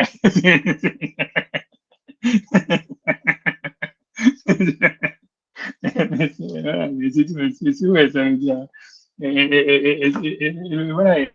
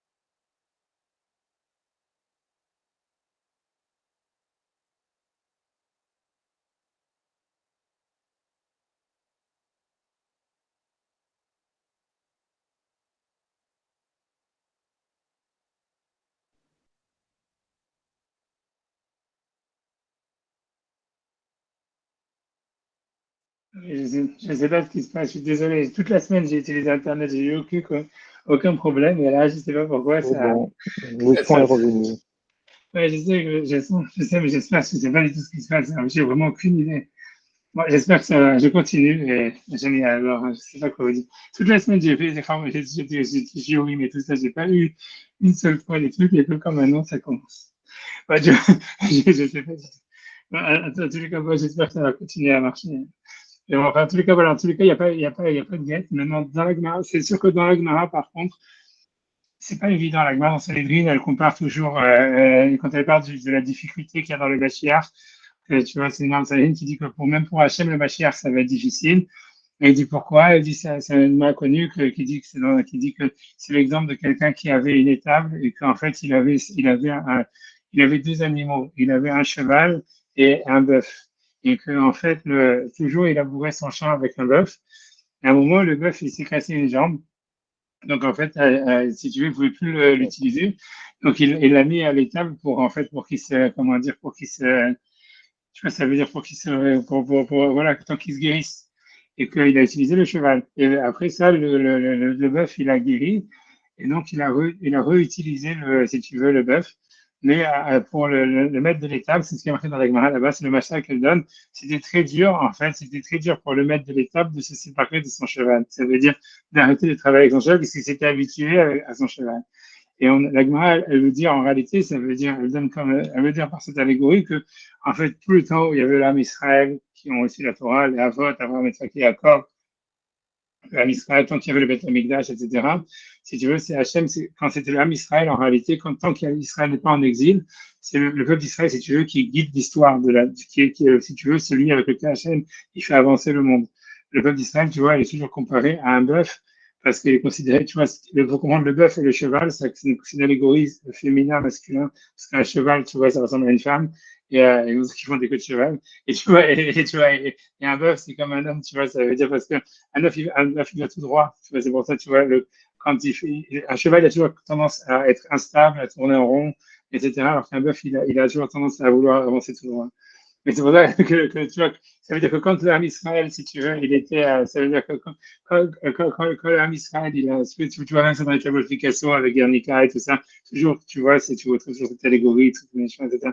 Mais ça veut dire, ça veut dire que le truc, c'est que voilà, quand il y avait l'âme Israël, donc il y avait Moshe Nehavot, il y avait Moshe Rabbeinu et tout ce que tu veux, le monde, il allait dans une direction, tu vois, c'était tout droit. Ça veut dire, tu vois, ça veut dire, quand tu regardes, le fait de faire le Beth Amikdash, quand tu regardes David Ameller, quand tu regardes Shlomo, quand tu as le Ham Israël, en réalité, l'histoire d'Israël jusqu'au don de la Torah, jusqu'à la destruction du temple, si c'était ça le sens de l'histoire, c'est une histoire, si tu veux, linéaire, qui amène la Shrina dans le monde, etc., à travers les mitzvot, un dévoilement de la chaîne, etc. Ensuite, tu vois, ce qui se passe, c'est que quand il y a l'exil, donc le monde, il continue à avancer mais il est conduit par un cheval. Ça veut dire que tu vois que les nations, ils sont, tu vois, comme une allégorie d'un cheval, ça veut dire, ouais, ça va dans tous les sens, c'est instable, tu vois, il y a des périodes de très grande accélération, des périodes de très grande décélération, des retours en arrière, etc., etc. Mais que si tu veux, Hachem, dans l'exil, il s'est habitué, si tu veux, à faire avancer le monde avec ce cheval, quoi, grosso modo. Et que quand l'âme Israël, il va être zoré, ça veut dire qu'il va falloir reconstruire le Beth Amikdash, etc., etc. Donc, il va redevoir retravailler avec un bœuf, pour Hachem, c'est dur. Ça veut dire, ça va être, parce que tu vois, c'est lui aussi, il s'était habitué avec le cheval. C'est ce que la Gemara dit, parce qu'il y a un verset qui dit que pour Hachem, ça va être dur d'amener le Mashiach à cause de ça. Ça veut dire, grosso modo, il y a un attachement, si tu veux, dans le Midrash, il y a un attachement, si tu veux, pour Israël, pour Hachem des nations. Tu vois, c'est pas que Hachem, il a la haine des nations qui pensent, si tu veux, que le christianisme ou l'islam ou tout ça, toutes ces grandes puissances, tu vois, c'est quelque chose de nul.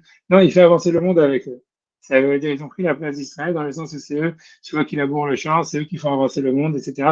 Tu vois, ça veut dire, voilà, c'est dans le Sanhedrin, et ça correspond à ce que ici, tu vois, à cette deuxième guerre-là que ici le Maral il ramène en disant, tu vois, que ici, dans cette deuxième guerre-là, Hachem, il a vraiment divorcé du homme Israël, il s'est remarié avec une deuxième femme, et maintenant, tu vois, la question, c'est de savoir qu'est-ce que tu fais avec la première, tu vois.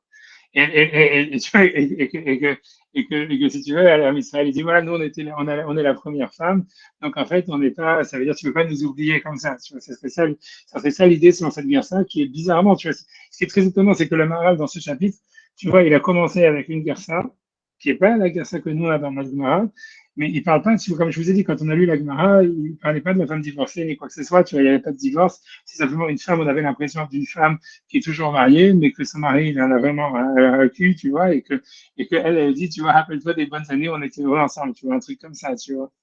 Alors que là, tu vois, on parle carrément qu'il y a un divorce et qu'elle est remariée, le mec, mais que la meuf elle est toujours derrière en disant, tu vois, c'était moi la première, et tout ça, c'était grosso modo,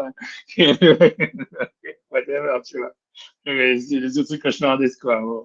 Voilà, tu vois, moi, j'arrive. Moi, en tout cas, c'est ce qui m'a fait. La même chose, c'est déjà, avec donc un homme, il s'est marié avec une deuxième femme. Zohar Masekishona, il se rappelle de la première.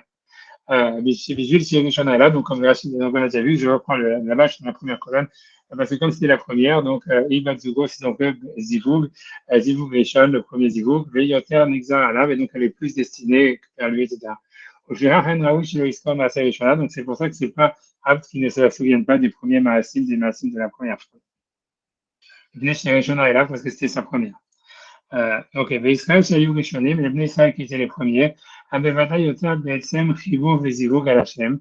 Donc, ils sont clairement plus, ça veut dire, donc une union en union et ça veut dire, voilà, complètement connu, ça veut dire lié avec Hashem. Mikol Shaomot, plus que les autres nations, qui sont que des deuxièmes choix, qui sont des deuxièmes femmes, des troisièmes femmes. Kevan Shayu Hem Rishonim Mikol Uma, puisqu'ils étaient les premiers parmi les nations.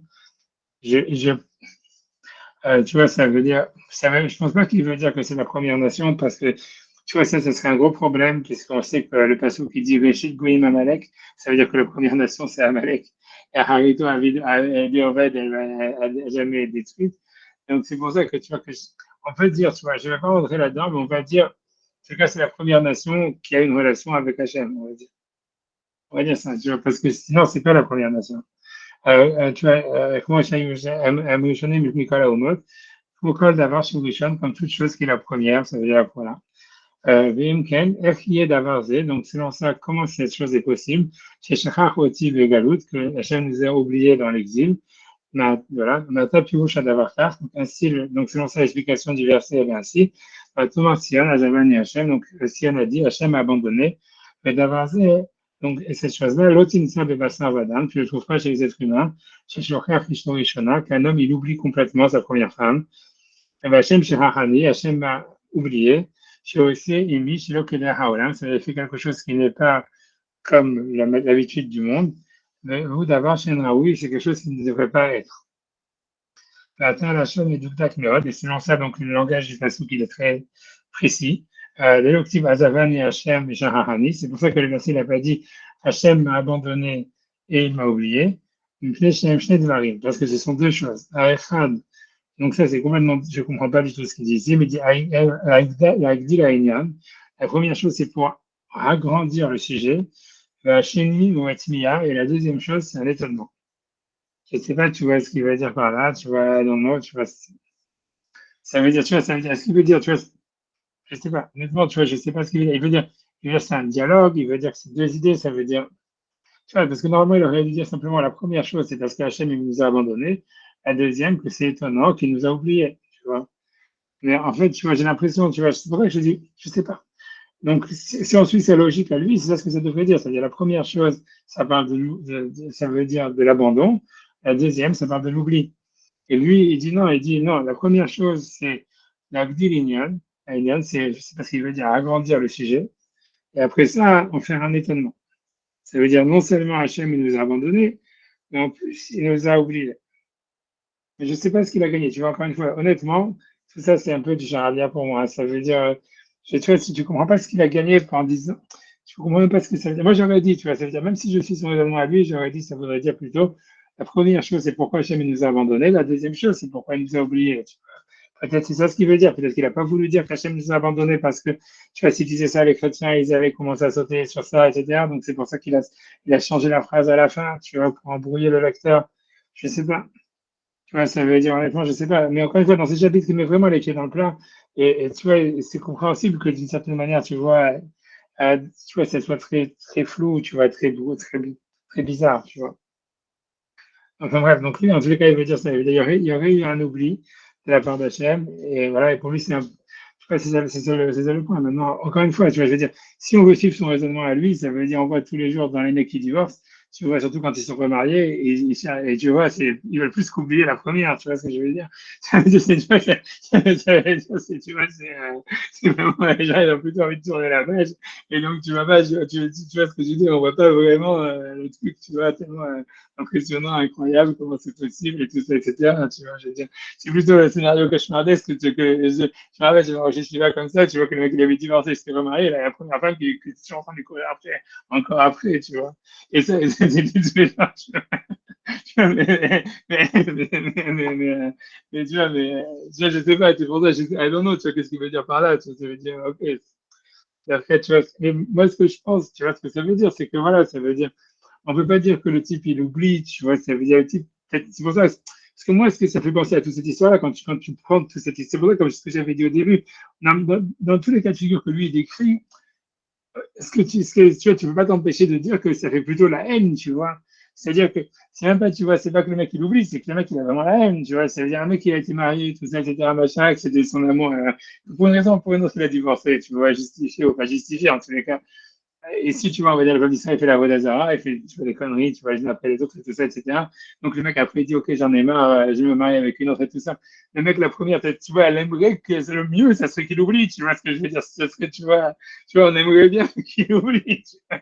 C'est sûr, ce que lui décrit, ça serait plutôt, moi, dans le cas qu'il décrit, tu vois que le mec, il est un nostalgique de sa première femme et tout ça, etc. En général, c'est plutôt que le mec, il a la haine, il a vraiment envie de la tuer et qu'il se dit, bon, OK, je suis marié, je me console, je me fais une deuxième vie et tout ça, tout va bien, tu vois. Tu n'es pas en train de te dire, ah merde, tu vois, comment c'est possible que tu peux oublier les années de bonheur qu'on a eu ensemble, tu vois. Je veux dire, une meuf qui parlerait comme ça, tu vois, elle aggrave son cas gravement, tu vois, ça veut dire, à mon avis, quoi. Je veux dire, si tu veux te prendre une baffe, tu vois, tu dis ça, tu vois. Et tu vois,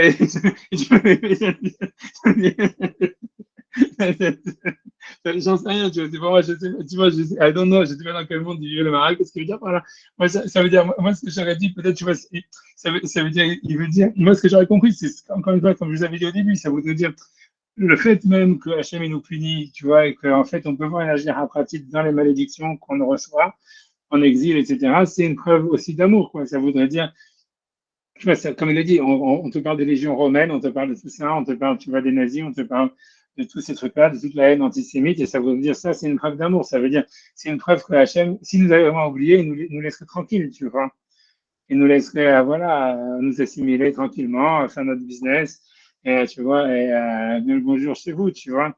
Et le fait que tu vois qu'Hachem, il nous laisse pas faire ça, ça veut dire, tu vois, même quand on essaye nous, de s'assimiler, d'être tranquille, tu vois, ouais, on n'a rien dit, tu vois, on n'est pas juif, on a tout, voilà, tu vois, on est personne, on connaît plus personne, tu vois, on ne connaît pas, on sait pas, et tout ça, non, c'est Hachem, il vient quand même toujours nous titiller, nous emmerder. Donc ça veut dire, tu vois, grosso modo, que voilà, donc il n'a pas oublié, c'est ça ce que ça veut dire. Moi, c'est comme ça que je comprends, tu vois, si, tu vois, ça veut dire, voilà, c'est comme ça que je comprendrais ce qu'il voudrait dire, tu vois. Ouais, tu vois, moi j'avance, tu vois. Donc, j'avance, c'est ça, j'avance. Hein. Il va à Kadosh Baruch Hu, ici l'Israël, à Kadosh Baruch Hu, il a répondu à Israël. Je m'arrête dans pas longtemps, si, tant que l'Internet fonctionne, je sais pas du tout ce que c'est. Voilà, j'avance. Mais à Kadosh Baruch Hu, ici l'Israël, à Kadosh Baruch Hu, il a répondu à Israël. Qui d'avoir zé, il y a cherche et Shkachotam, donc c'est impossible qu'il nous oublie. On pourrait dire presque malheureusement. Chez l'homme, chez Fab et d'avoir chez Oracle, parce que ne peut pas oublier quelque chose, tu vois, qui est le tout. Donc, il veut dire, voilà, que le peuple d'Israël, il veut dire, c'est tout. Voilà, qu'est-ce que ça veut dire que Israël, c'est tout? Donc, il va essayer d'expliquer ça. Et Gashir Hasher, Bedavar, Sheeno Hashuv, parce qu'on peut oublier quelque chose, tu vois, qui n'est pas important. Voilà, c'est ça, donc ça veut dire grosso modo, voilà. Beno Alibo, Beno Sam Alibo, tout d'abord. Et si tu veux, Hachem, il met pas, on va dire, on oublie quelque chose qui n'est pas important, voilà. Et donc, on ne fait pas attention à cette chose-là. On met ça avec Otomimeno, donc on l'oublie, on tourne la page, grosso modo, on l'oublie. Et je fais un photo et on fait comme voilà, on a aussi du passé, on oublie. Aval Israël et Makol. Mais Israël, ils sont partout. Bon, ça, ils sont tous, ce qu'il dit. Qui colle à Olam, l'homme du mal à l'échelle d'Israël, parce que le monde, il a été créé que pour Israël. Moi, chez Amrou, et Kaman Komod, comme ça a été dit dans plusieurs endroits. On le fera, et c'est pour cela, El Shayar Shecha basé, Hachem ne peut pas les oublier. Ça veut dire, même s'il essaie de les oublier, il ne peut pas. Qui imota Ishtar, si jamais il oubliait Israël, il n'a plus rien de quoi se rappeler. C'est ce qu'il dit, je ne sais pas ce qu'il veut dire, que Hachem il est obligé de se rappeler de quelque chose, je sais rien. Israël en accord, parce qu'Israël, c'est tout.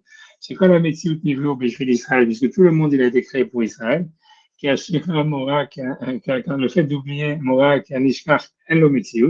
Ça veut dire, c'est d'expliquer, de dire que c'est lui, c'est comme si maintenant celui qu'on a oublié, il n'existe plus pour nous, tu vois. Voilà, on a tourné la page, on ne sait plus ce qu'il y a, voilà, je ne connais plus, on est Nishkach Mimenu Kemet, parce qu'il est oublié comme s'il était mort. Il dit, mais d'abord, chez vous, à Kol, mais quelque chose qui était tout, ou qui est tout, ce qui veut dire le peuple d'Israël, c'est tout, je ne sais pas pourquoi c'est tout, c'est impossible de les oublier. Le Kol Makom chez les Fnei ou les Fans, parce qu'à chaque fois que Hachem, on va dire, il essaie de se détourner, de ne pas les voir, il les voit quand même devant lui. Qui aime à Kol, parce qu'ils sont partout. Tu vois, ils sont à tout, ils sont partout, donc voilà, il veut pas, c'est voilà, c'est pire que tout. C'est vraiment le peu de colle, tu vois. Tu peux pas, tu peux pas, la gare recherche et Shkachotam, donc c'est pour ça que je ne veux pas les oublier. Kim Ken, parce que si jamais ils les oubliaient, Maïsko, il n'a pas de chose de quoi penser d'autre. Ça veut dire, il n'y a rien d'autre à part les juifs, quoi. Donc en fait, voilà. Au Shakatou, le verset est dit, Shakatou, mais ça perd du vrai Sion, je remarque. Donc le verset nous explique que c'est Sion qui dit ça. Ça veut dire que c'est Sion qui dit Hachem nous a oubliés, Hachem nous a abandonnés. Aval Enokar, mais ce n'est pas vrai. Domé la Adam, Shomer, comme un homme qui dit à son ami, Rézer Adam, Omer Dvarim Shelam, regarde cet homme-là, il dit des choses qui sont impossibles. Il dit V'han Hashem, Hachem nous a oubliés. V'han Hashem Idbarach, mais ça perd d'ivrer Sion. Et ainsi Hachem donc il ramène les paroles de Sion, des Juifs. Shomer Azavan et Hachem qui disent Hachem a abandonné. Hachem Shirachani Hachem nous a oubliés. V'yoda Hachem Zekar, mais il sait que c'est impossible. Ouais, ça veut dire grosso modo. Et voilà, on a l'impression de tout ce qu'il raconte, tu vois, c'est exactement, tu vois, c'est comme si tu vois l'âme Israël, lui, il voudrait, en fait, tu vois, Hachem, il dit oui, Hachem, il voudrait oublier le peuple d'Israël, mais ils n'ont pas le choix, les deux, tu vois, tu vois, ok, vous êtes collés ensemble, tu vois, c'est tant pis pour l'un, tant pis pour l'autre, tu vois. C'est ça ce qu'il veut dire, tu vois. Voilà. Il n'y a pas le choix, grosso modo. C'est bien que c'est comme si dans une île déserte, il n'y a qu'un seul mec, il n'y a qu'une seule meuf, et tu vois, voilà, c'est tout. Ouais. Il n'y a pas d'autre option. C'est ce que lui, il est en train de décrire, tu vois. Et non, il n'y a pas, il y a pas plusieurs options possibles, donc voilà. D'accord, donc c'est impossible. Il dit, Ishaoula, donc ça veut dire, est-ce qu'une femme elle peut oublier son bébé à la plus rouge, c'est-à-dire qu'il y a Isha Enom Ashkarat et Ola, ça veut dire que la femme elle ne peut pas oublier son bébé, Veu Bena Katan. Donc lui dit que Oula, ça voudrait dire pas le bébé qui est dans la matrice, parce que lui, lui dit Oula Merechem, comme je vous avais dit que lui avait dit, ça veut dire son bébé d'amour, tu vois, ou son enfant d'amour. Donc lui, il n'a pas compris que ça serait un enfant dans la matrice, bien qu'à mon avis, des fois, on pourrait trouver que le mot là, ça veut dire dans la matrice, ça veut dire un embryon, etc. Il dit non, il dit Oubena Katan, c'est le petit enfant, à chaque la auto, que c'est elle qui l'a éduqué. Omere Bet Vitna, ça veut dire, et donc de la matrice de son, le fils de son ventre, à Shayatsa Mimena, qui est sorti d'elle. Donc il dit, Vechen Israël, ainsi Israël, Emanigveu Minachem Idbarach Be'etzem. Donc ils ont été créés par Hachem, de manière, on va dire, Be'etzem, ça veut dire par essence. Lokmoshnarim Saïm, ça veut dire, voilà, ils existent. Voilà, je ne sais pas ce qu'il veut dire par là. A priori, ils ont été créés par Hachem, on va dire. J'ai traduit les mots sans comprendre. Lokmoshnarim Saïm, pas comme les autres existants, Shem Ibrahim Minachem Idbarach Be'etzem, qui n'ont pas été créés par Hachem, on va dire, d'une manière essentielle. Hakshem Ibrahim, les Shemesh Acherim, sauf qu'ils ont été créés de manière pour servir les autres. Ça veut dire de manière. Et tu vois, c'est parce que tout ça, comme je te dis, il fait allusion lui à sa théorie de la création du monde, que lui, il pense que si tu veux, Hachem, il a créé une seule chose. C'est ce que je t'avais expliqué, tu vois, c'est que pour lui, c'est une grande théorie que le Maharal il a, qui est justement aussi la théorie du Harizal et tout ça. C'est que comment Hachem, il a créé le monde. La question, c'est de savoir comment Hachem, s'il est un, il a pu créer un monde qui est multiple ou qui est pluriel. Donc, il dit qu'en fait, Hachem, au début, il a créé une chose, mais que cette chose-là ne pouvait pas être parfaite parce qu'en fait, s'il lui manquait quelque chose, sinon elle n'aurait pas été une création, elle aurait été une partie d'Hachem. Donc, pour la parfaire, je vais aller créer une deuxième chose qui est parfaite de la première. Et une fois que la deuxième chose elle a été créée elle-même, il lui manquait quelque chose, donc il fallait créer encore une autre chose, et ainsi de suite. À chaque fois, chaque chose, en fait, ça veut dire il y a une chose principale qui est créée, et tout le reste, en réalité, il vient pour compléter la première ou celle qui était avant, etc. C'est comme un truc de, c'est comme ça que ça fonctionne. C'est pas qu'il y a une pluralité qui a été créée, on va dire, par un intermédiaire. C'est-à-dire la deuxième théorie, si tu veux, la théorie du Rambam, etc., qui était avant le Harizal, avant le Maharal de Prague, c'est que Hachem, il aurait créé une chose lui-même ça veut dire qu'elle est elle-même unique, mais que cette chose-là, elle-même, du fait qu'elle était séparée d'Hachem, elle était déjà, on va dire, je sais pas, on va dire, capable il y avait déjà le nombre deux, on va dire. Il y avait déjà une dualité, et que c'est à travers cette dualité, en fait, que toute la pluralité elle a pu exister, mais elle a existé d'un coup, quoi. C'est pas, mais il y a un intermédiaire qui a fait une sorte de pluralité d'un coup. Ça, si tu veux, c'est la théorie, c'est comme ça que les Grecs, ils voyaient, et ça a été repris, en fait, si tu veux, par le Rambam dans le Guide des Égarés, par Absadia Gaon et tout ça, etc. Jusqu'à ce que tu vois le Maharal et tout ça, alors ils ont dit non, ils ont pensé que ça, c'était une kfira de penser comme ça, parce que whatever, ça veut dire qu'Hachem, il n'a pas créé le monde vraiment, et ça serait que par un intermédiaire, etc., etc. Donc, pour eux, en fait, l'idée, ça serait de dire, Hachem, il a créé à chaque fois un truc, une seule chose au début qui est principale, et le reste, ils viennent, en fait, ils s'articulent autour de cette chose-là pour la parfaire, parce qu'elle ne pouvait pas être parfaite comme c'est une création. Elle ne pouvait pas être parfaite entière par elle-même, parce que c'est une création, et c'est là qu'il y a un intermédiaire. Donc, pour lui, ça veut dire, donc, il y a des nations, Israël, en fait, c'était la chose qui devait être créée. Israël ne pouvait pas être parfait à part entière. Il avait besoin des nations, si tu veux, pour devenir parfait. Mais en fait, ça existe que le but du jeu, c'est Israël, quoi. Ça veut dire, il n'y a qu'une seule nation, c'est Israël. Les autres, elles sont autour, tu vois. Ça veut dire, elles sont là pour, tu vois, être ridicules, pour, tu vois, pour aider à Israël à arriver à la perfection. Mais, ouais, c'est ce qu'il veut dire, tu vois. Ça veut dire, elles ne sont pas créées par Hachem. C'est ce qu'il veut dire. Elles n'ont pas un sens à part entière, tu vois. Elles ont un sens que grâce à Israël, tu vois, que parce que en fait ils aident Israël. Tu vois, c'est ça ce que lui il va dire, tu vois. Mais bon, donc mais c'est pour ça encore une fois, tu vois, c'est comme si lui il pose la question de l'élection d'Israël et puis il dit mais voilà, c'est comme ça, c'est Israël, ils ont été élus, tu vois, c'est les meilleurs et c'est comme ça, tu vois. Ils sont partout, tu vois, il n'y a pas de, tu vois, même si Hachem voudrait autre chose, il peut pas. Si tu vois, Israël voudrait autre chose, ils peuvent pas. C'est comme ça, tu vois. Ça veut dire de la même manière que Israël, c'est comme si Hachem il est évident dans l'univers, eh ben, Israël aussi il est évident dans l'univers. Et voilà. C'est comme ça, tu vois. T'as pas le choix. Tu vois. Ah, mais bon, je sais pas comment il aurait pu répondre ça mieux, tu vois, je veux dire, tu vois, tu vois, je sais pas quoi dire, donc, tu vois, c'est ce qu'il dit, tu vois, jusqu'à maintenant, et tu n'as pas les, enfin, tu vois, j'ai pas, tu vois, j'ai essayé d'aller jusqu'à la fin pas du chapitre parce que c'est très long pour moi de finir le paragraphe, après je prends les questions, après j'arrête, si Internet fonctionne, mais c'est ça ce qu'il dit, tu vois, c'est un passé portable, il met, dans ce chapitre, dans tous les cas, il a, si tu veux, on va dire, le gros truc, c'est qu'il met les pieds dans le plat, ça veut dire, c'est quoi l'élection d'Israël et tout ça, il pose la question, mais comme on dit, c'est vraiment une question insoluble, ça veut dire, tu vas parler de l'existence d'Hachem, tu vois, on peut dire ça, on peut vraiment le prouver de 10 000 manières, etc., et comprendre que l'essence d'Hachem, en fait, on la comprend pas, etc. Et on peut en parler des heures, et tout ce qu'on dira, c'est vrai, d'une certaine manière. Mais quand on va parler sur l'essence d'Israël, c'est beaucoup plus difficile à comprendre, tu vois, et beaucoup plus, en fait, c'est plutôt que tout ce qu'on va dire, ce sera faux, quoi, grosso modo. Et c'est pour ça, tu vois, mais lui, il veut dire, lui, ce qu'il dit en tous les cas, c'est que c'est deux évidences. Ça veut dire, on peut pas, ça veut dire, voilà, Israël, l'élection d'Israël, c'est une évidence, c'est même pas un choix par Hachem, c'était une nécessité, tu vois, voilà, il n'y a rien d'autre, parce qu'il n'y a rien d'autre. Voilà. Et de la manière que Israël ne peut pas échapper à Hachem, Hachem ne peut pas échapper à Israël. C'est comme ça, tu vois, voilà, vous devez vous marier, c'est comme ça, tu vois, même si tu divorces, tu vois, elle est toujours là.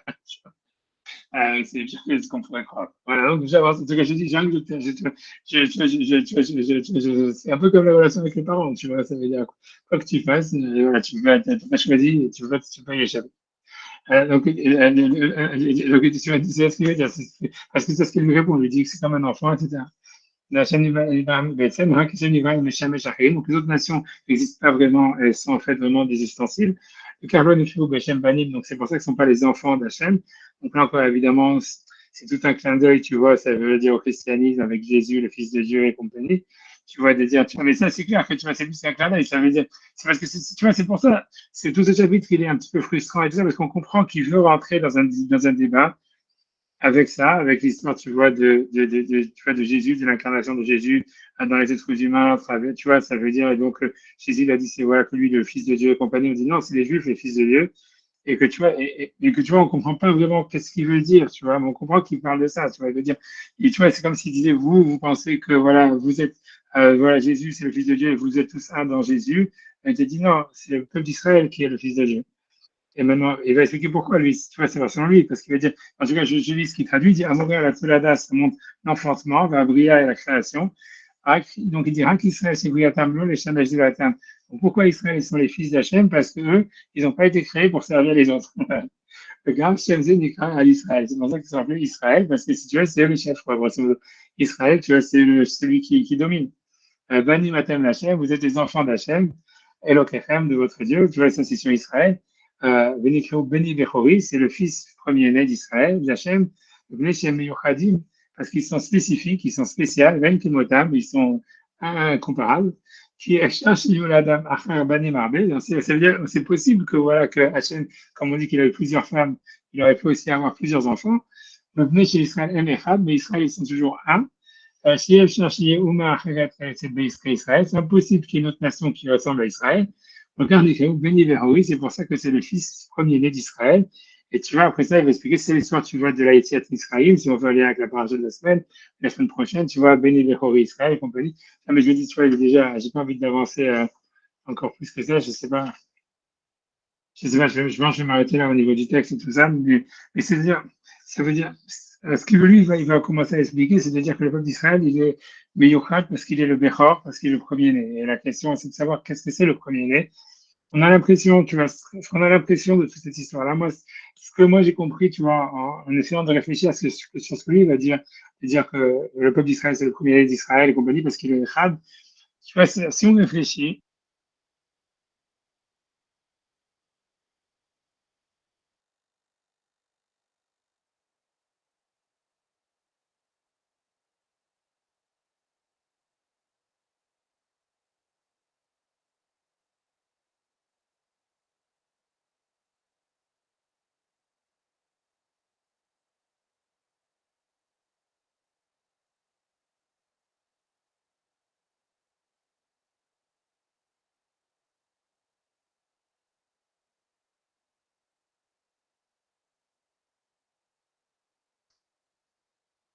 voilà, désolé, hein, je suis désolé. Mais je vais essayer de dire, de placer,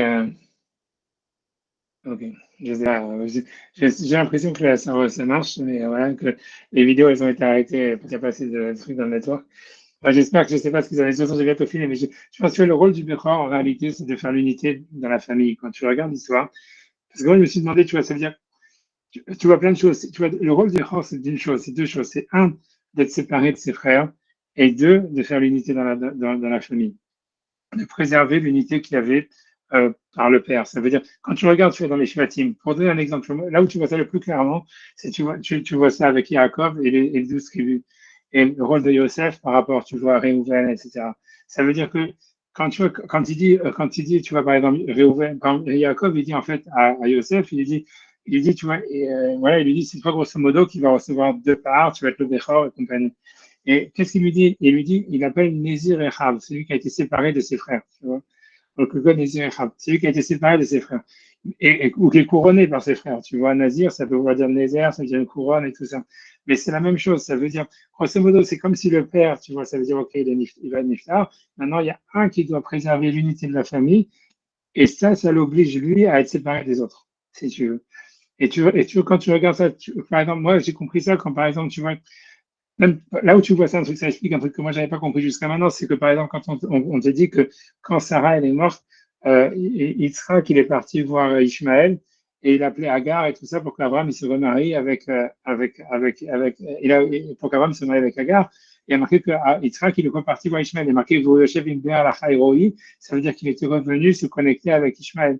Et toi, moi, je me suis toujours demandé, mais pourquoi, tu vois, ça veut dire qu'est-ce qu'il avait dans l'histoire? Là encore, tu vois, il fallait tourner la page et Shalom à Israël, tu vois. Mais ça veut dire l'idée, c'est que justement, c'est que le Bechor, ce qu'il devait faire, c'était justement, ramener Agar avec Abraham, recréer l'unité, tu vois, ça veut dire refaire lui-même une connexion avec Ishmaël. La même chose, et ça, tu le revois même après, ça veut dire, moi, j'avais jamais compris pourquoi est-ce que tu vois Jacob, il donne des cadeaux à Esav, tellement de cadeaux à Esav et tout ça, etc., et qu'il l'appelle pour faire la paix avec lui et tout ça. C'est parce que tu comprends qu'en réalité, toute la Bechora, c'est justement le fait d'être capable de refaire l'unité tout en étant séparé. Et tu vois, et c'est même pour ça que la bracha que Yitzhak qui donne après à Yaakov, parce qu'il a compris, tu vois, si tu veux comprendre l'histoire, c'est que quand il y a Esav, il revient en pleurant, en disant, voilà, mais qui c'est qui m'a pris la bracha et tout ça, si tu veux, c'est comme Yitzhak, il a compris que jusqu'à maintenant, en fait, Esav, il avait une fausse relation avec lui, qu'il essayait de le rouler en lui disant comment est-ce qu'on prend le maaser du sel et tout ça. Jamais il avait été honnête. Et quand tu vois Yitzhak, quand Yaakov, il a pris la bracha à sa place, pour la première fois, si tu veux, il parle vraiment de son cœur à son père, tu vois, en lui disant, mais tu m'as rien donné de bracha et tout ça, etc., machin, blablabla. Et il pleure et tout ça. Et à ce moment-là, donc c'est pour ça qu'après ça, Yitzhak, il dit, c'est pour ça que Yitzhak, il dit, OK, maintenant j'ai compris que c'était vraiment Yaakov le Béchor, parce que c'est lui qui est capable de faire la connexion entre les gens. Tu vois, le Béchor, c'est celui qui arrive à reconnecter, tu vois, le père avec le fils, qui arrive à reconnecter les frères ensemble, tu vois, qui arrive à faire le shalom, à garder l'unité. Mais ça l'oblige à lui-même être séparé de ses frères. Tu vois, ça veut dire parce qu'il doit être Nézir Echad. Et tu vois, ça, c'est le rôle d'Israël. C'est pour ça, quand il veut dire, tu vois, que Israël, c'est le Béchor d'Israël, d'Hachem, ça veut dire que eux, ils sont capables de refaire une connexion, tu vois, entre les nations. Ils sont capables, eux, de faire une connexion entre Hachem et le monde. Mais eux, ça les oblige à, eux, être séparés, tu vois, des autres, tu vois. Et ça, et tu vois, c'est pour ça qu'en fait, Hachem, il n'a pas le choix, parce que ça veut dire, il a pas plusieurs Bechorim qui peut, tu vois, il n'y a pas d'autre qui peut pick up, tu vois.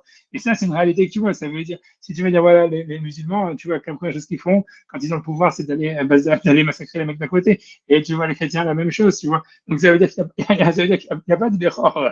Ça veut dire qu'il n'y a pas d'autre choix, si tu veux. Le Bechor, il n'y en a qu'un seul, si tu veux, tu vois, qui fout pas sa merde partout et tout ça, etc. Et qui essaie toujours, tu vois, de faire la paix entre tout le monde, de s'adapter, et qui est capable d'assumer le fait d'être seul et d'isoler. Il n'y a que Israël.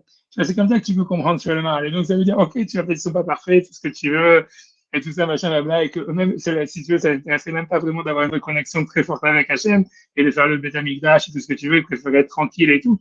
Mais d'un autre côté, Hachem, il n'a pas le choix, tu vois. Ça veut dire, et donc, il est obligé, tu vois, de se reconnecter avec eux, parce que comment est-ce que sinon Hachem peut avoir une connexion avec le monde si c'est pas avec Israël? Les seuls qui ont la mida de Bechor, c'est ce qui veut dire. Les seuls qui ont la mida de Bechor, ça veut dire de créer l'unité, d'être séparés, tu vois, et en même temps d'assumer le fait d'être différent et tout ça, c'est que Israël, donc il n'a pas le choix.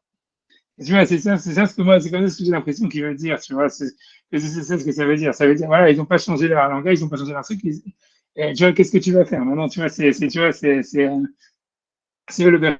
C'est la seule manière que j'ai de comprendre un peu, tu vois, ce qu'il a voulu dire le Maral, je sais pas, là, c'est un reprozen. Bon, j'espère que vous avez entendu cette phrase. Non, mais dans ton Bereshit, le Bechor, c'est jamais le Bechor, le vrai Bechor, quoi. Ah bah non, il a perdu encore. On a perdu.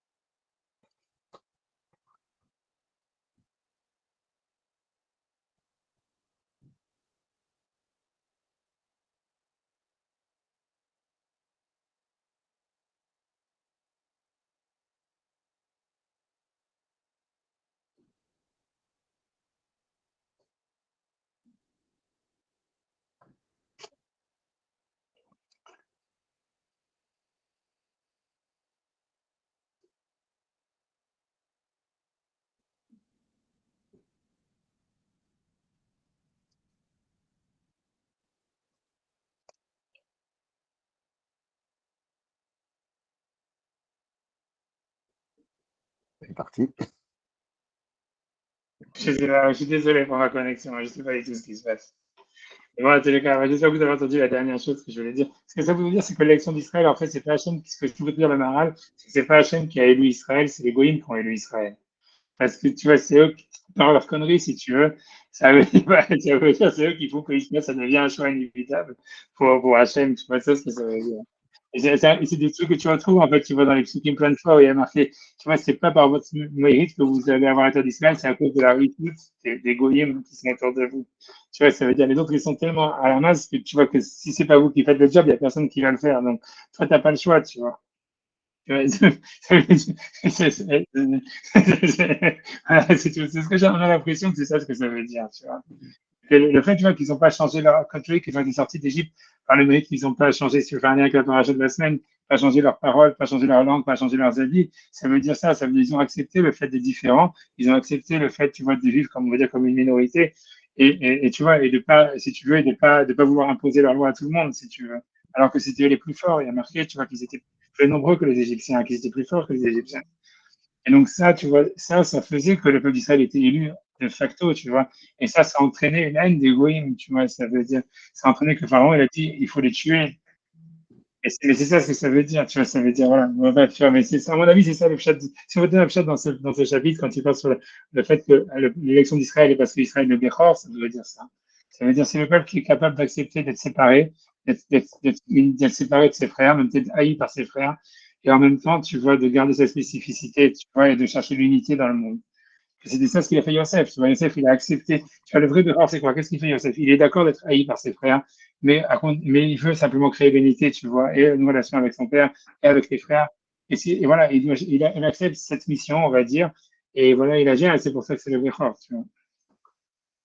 Ah, tu vois,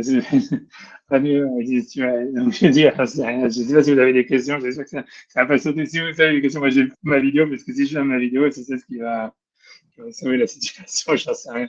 J'ai l'impression que c'est. J'arrête de parler. Ça explique bien des choses sur mon statut d'aîné à moi. Alors, ça, tu vas Oui, dire c'est vrai, ça parle ce que tu dis. C'est vrai. parce que tu vois, c'est ça l'idée, tu vois, de faire une connexion avec, tu vois, entre les parents et les enfants. Tu vois, du coup, le Mais Béchor, c'est entre on le nous père. reproche, on reproche cette séparation. C'est c'est pas, c'est pas facile, c'est pas simple à assumer, quoi. On n'en est pas nécessairement conscient, quoi, du fait que, effectivement, l'aîné, il sent une responsabilité, c'est évident, quoi. Ouais, Je sais non, pas. c'est sûr. C'est Ouais, il y a une unité là-dedans. Et il y a aussi une solitude. Tu vois bien que Yosef, une il était seul, habitude. tu vois. Ouais, c'est malin, tu vois. Non. C'est ça c'est ça ce qu'on pourrait dire, tu vois. C'est ce qu'on a l'impression. Et tu vois, c'est sûr que j'en sais rien. Tu vois, c'est un rôle difficile, tu vois. Ça veut dire, voilà. Tu vois, ça veut dire la plupart des Bechorim, tu vois, ça veut dire ils ont pas réussi dans la mission. Tu vois, ça veut dire, quand tu regardes, tu vois, Shaoul, on considère, tu vois, comme étant le Bechor. Tu vois, c'est ce qui est malin, c'est quoi? Parce qu'on a l'impression, tu vois, si tu regardes vraiment dans l'histoire d'Israël, ça veut dire, tu vois bien que justement, quand tu vois la bracha qui est faite Réhouven, on te dit, voilà, il y a trois choses. Il y a le Bechor, il y a le roi et il y a le Kohen. Voilà, mais on va tout ce qu'il lui dit. Toi, tu aurais dû prendre les trois choses. Normalement, tout devrait être normalement dans les mains du Béchor. Ça veut dire la prêtrise, la royauté et tu vois le fait d'être Béchor. Et en réalité, quand tu regardes, tu vois, donc après, on te dit, voilà, comme Yahuvan, il n'a pas mérité, donc Yaakov, il a dû séparer les trois choses. Quand tu vois que Yosef, c'est le Béchor, que le roi, c'est Yehuda et que le Cohen, c'est Lévi. Mais quand tu regardes après dans l'histoire d'Israël, alors il y a toujours un Cohen Gadol, tu vois, je sais pas, il y a Eliezer qui arrive en Israël, après il y a Pinchas et tout ça.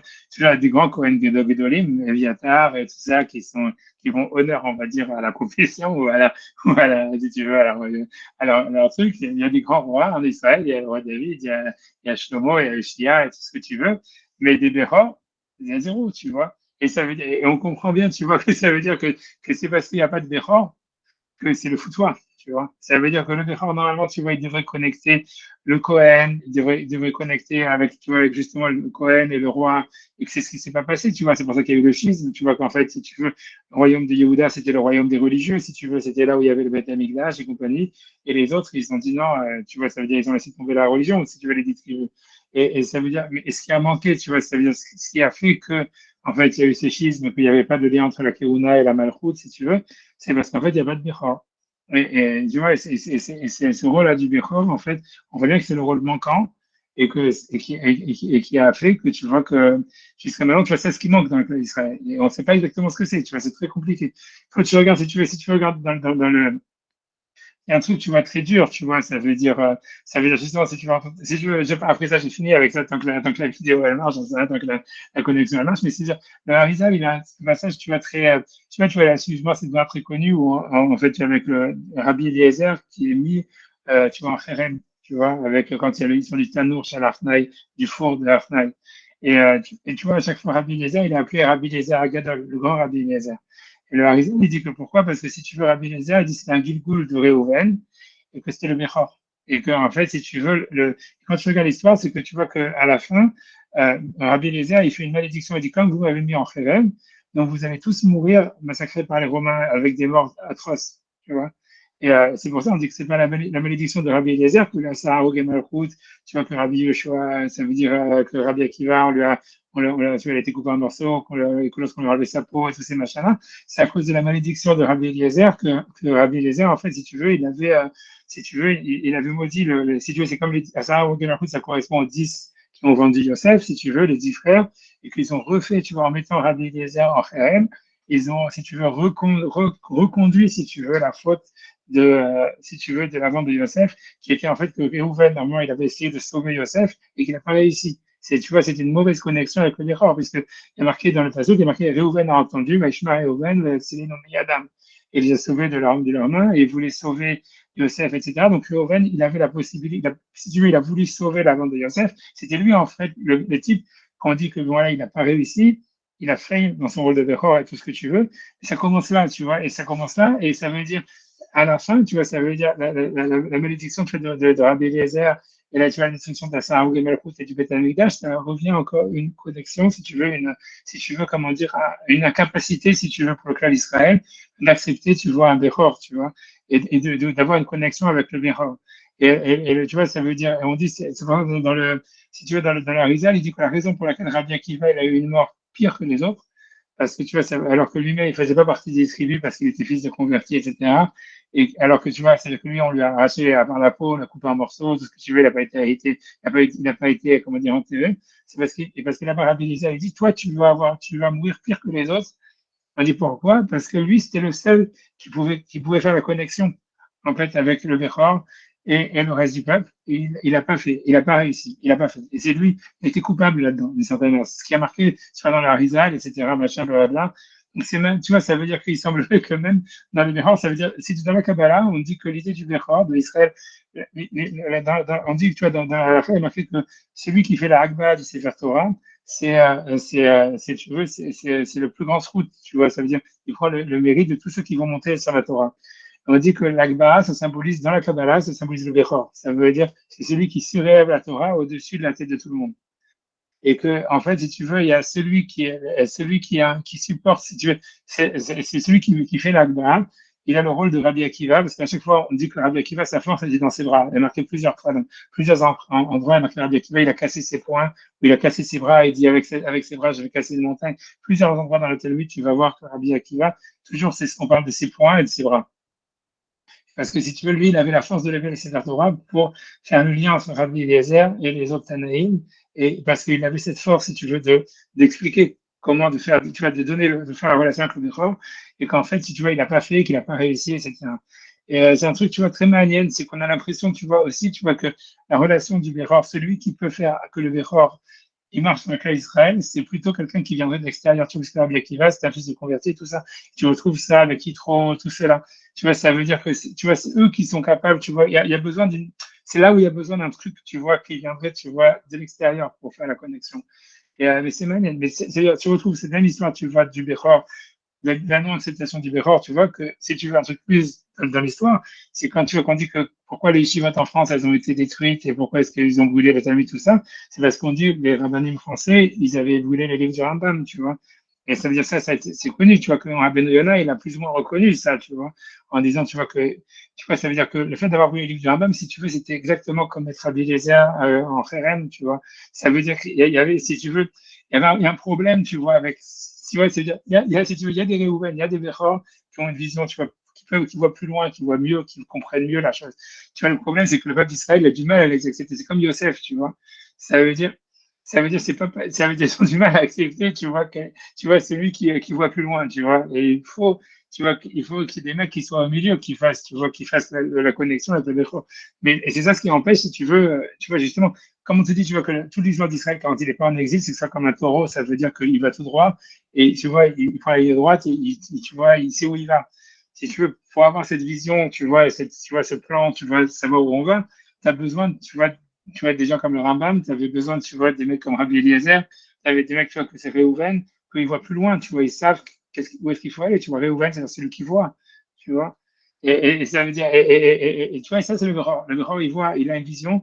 Maintenant, le truc, c'est, tu vois, c'est faire passer la vision. Et ce qui a manqué, tu vois, quand tu regardes après dans la politique d'Israël, pendant tout le temps, même quand il y avait David et tout ça, ils n'ont pas de vision. tu vois, ils réagissent, tu vois, ils sont en survival mode toujours à chaque fois, tu vois. Tu vois, et Shlomo, tu vois, pourquoi est-ce que lui, à la fin, tu vois, il perd complètement les pédales? C'est parce qu'il dit, OK, on a gagné la coupe et tout ça, mais qu'est-ce qu'on fait maintenant, tu vois? Et, tu vois, il sait pas, il a pas dit, c'est pas quoi faire avec le Beth Amikdash, c'est pas quoi faire avec toute cette Chine, c'est pas quoi faire. Donc, il fait chez tout le monde, tu vois, mais, et tu vois, il fait des conneries parce qu'il, et tu vois, il sait pas quoi faire avec. Si tu regardes, c'est ça l'histoire, tu vois, parce qu'il a pas de vision. Et tu vois, et tu vois,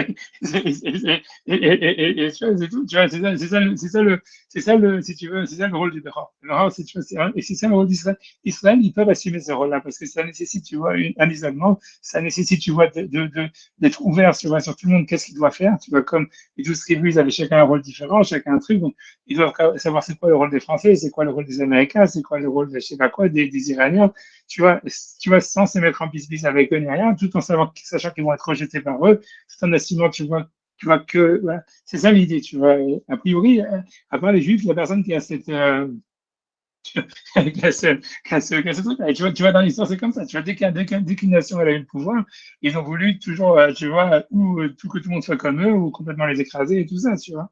Alors que là, Israël, bizarrement, il n'a pas ça, tu vois. Yosef, il prend le pouvoir en Égypte, il est au-dessus et tout ça, etc. Il met toute sa famille, ok, il donne déjà à sa famille, mais après ça s'arrête, tu vois. Ça veut dire, il dit pas, ok, bon, maintenant, on verrouille le système et on prend tout pour nous. Tu vois, s'il avait été ça, l'Égypte n'aurait jamais été esclave.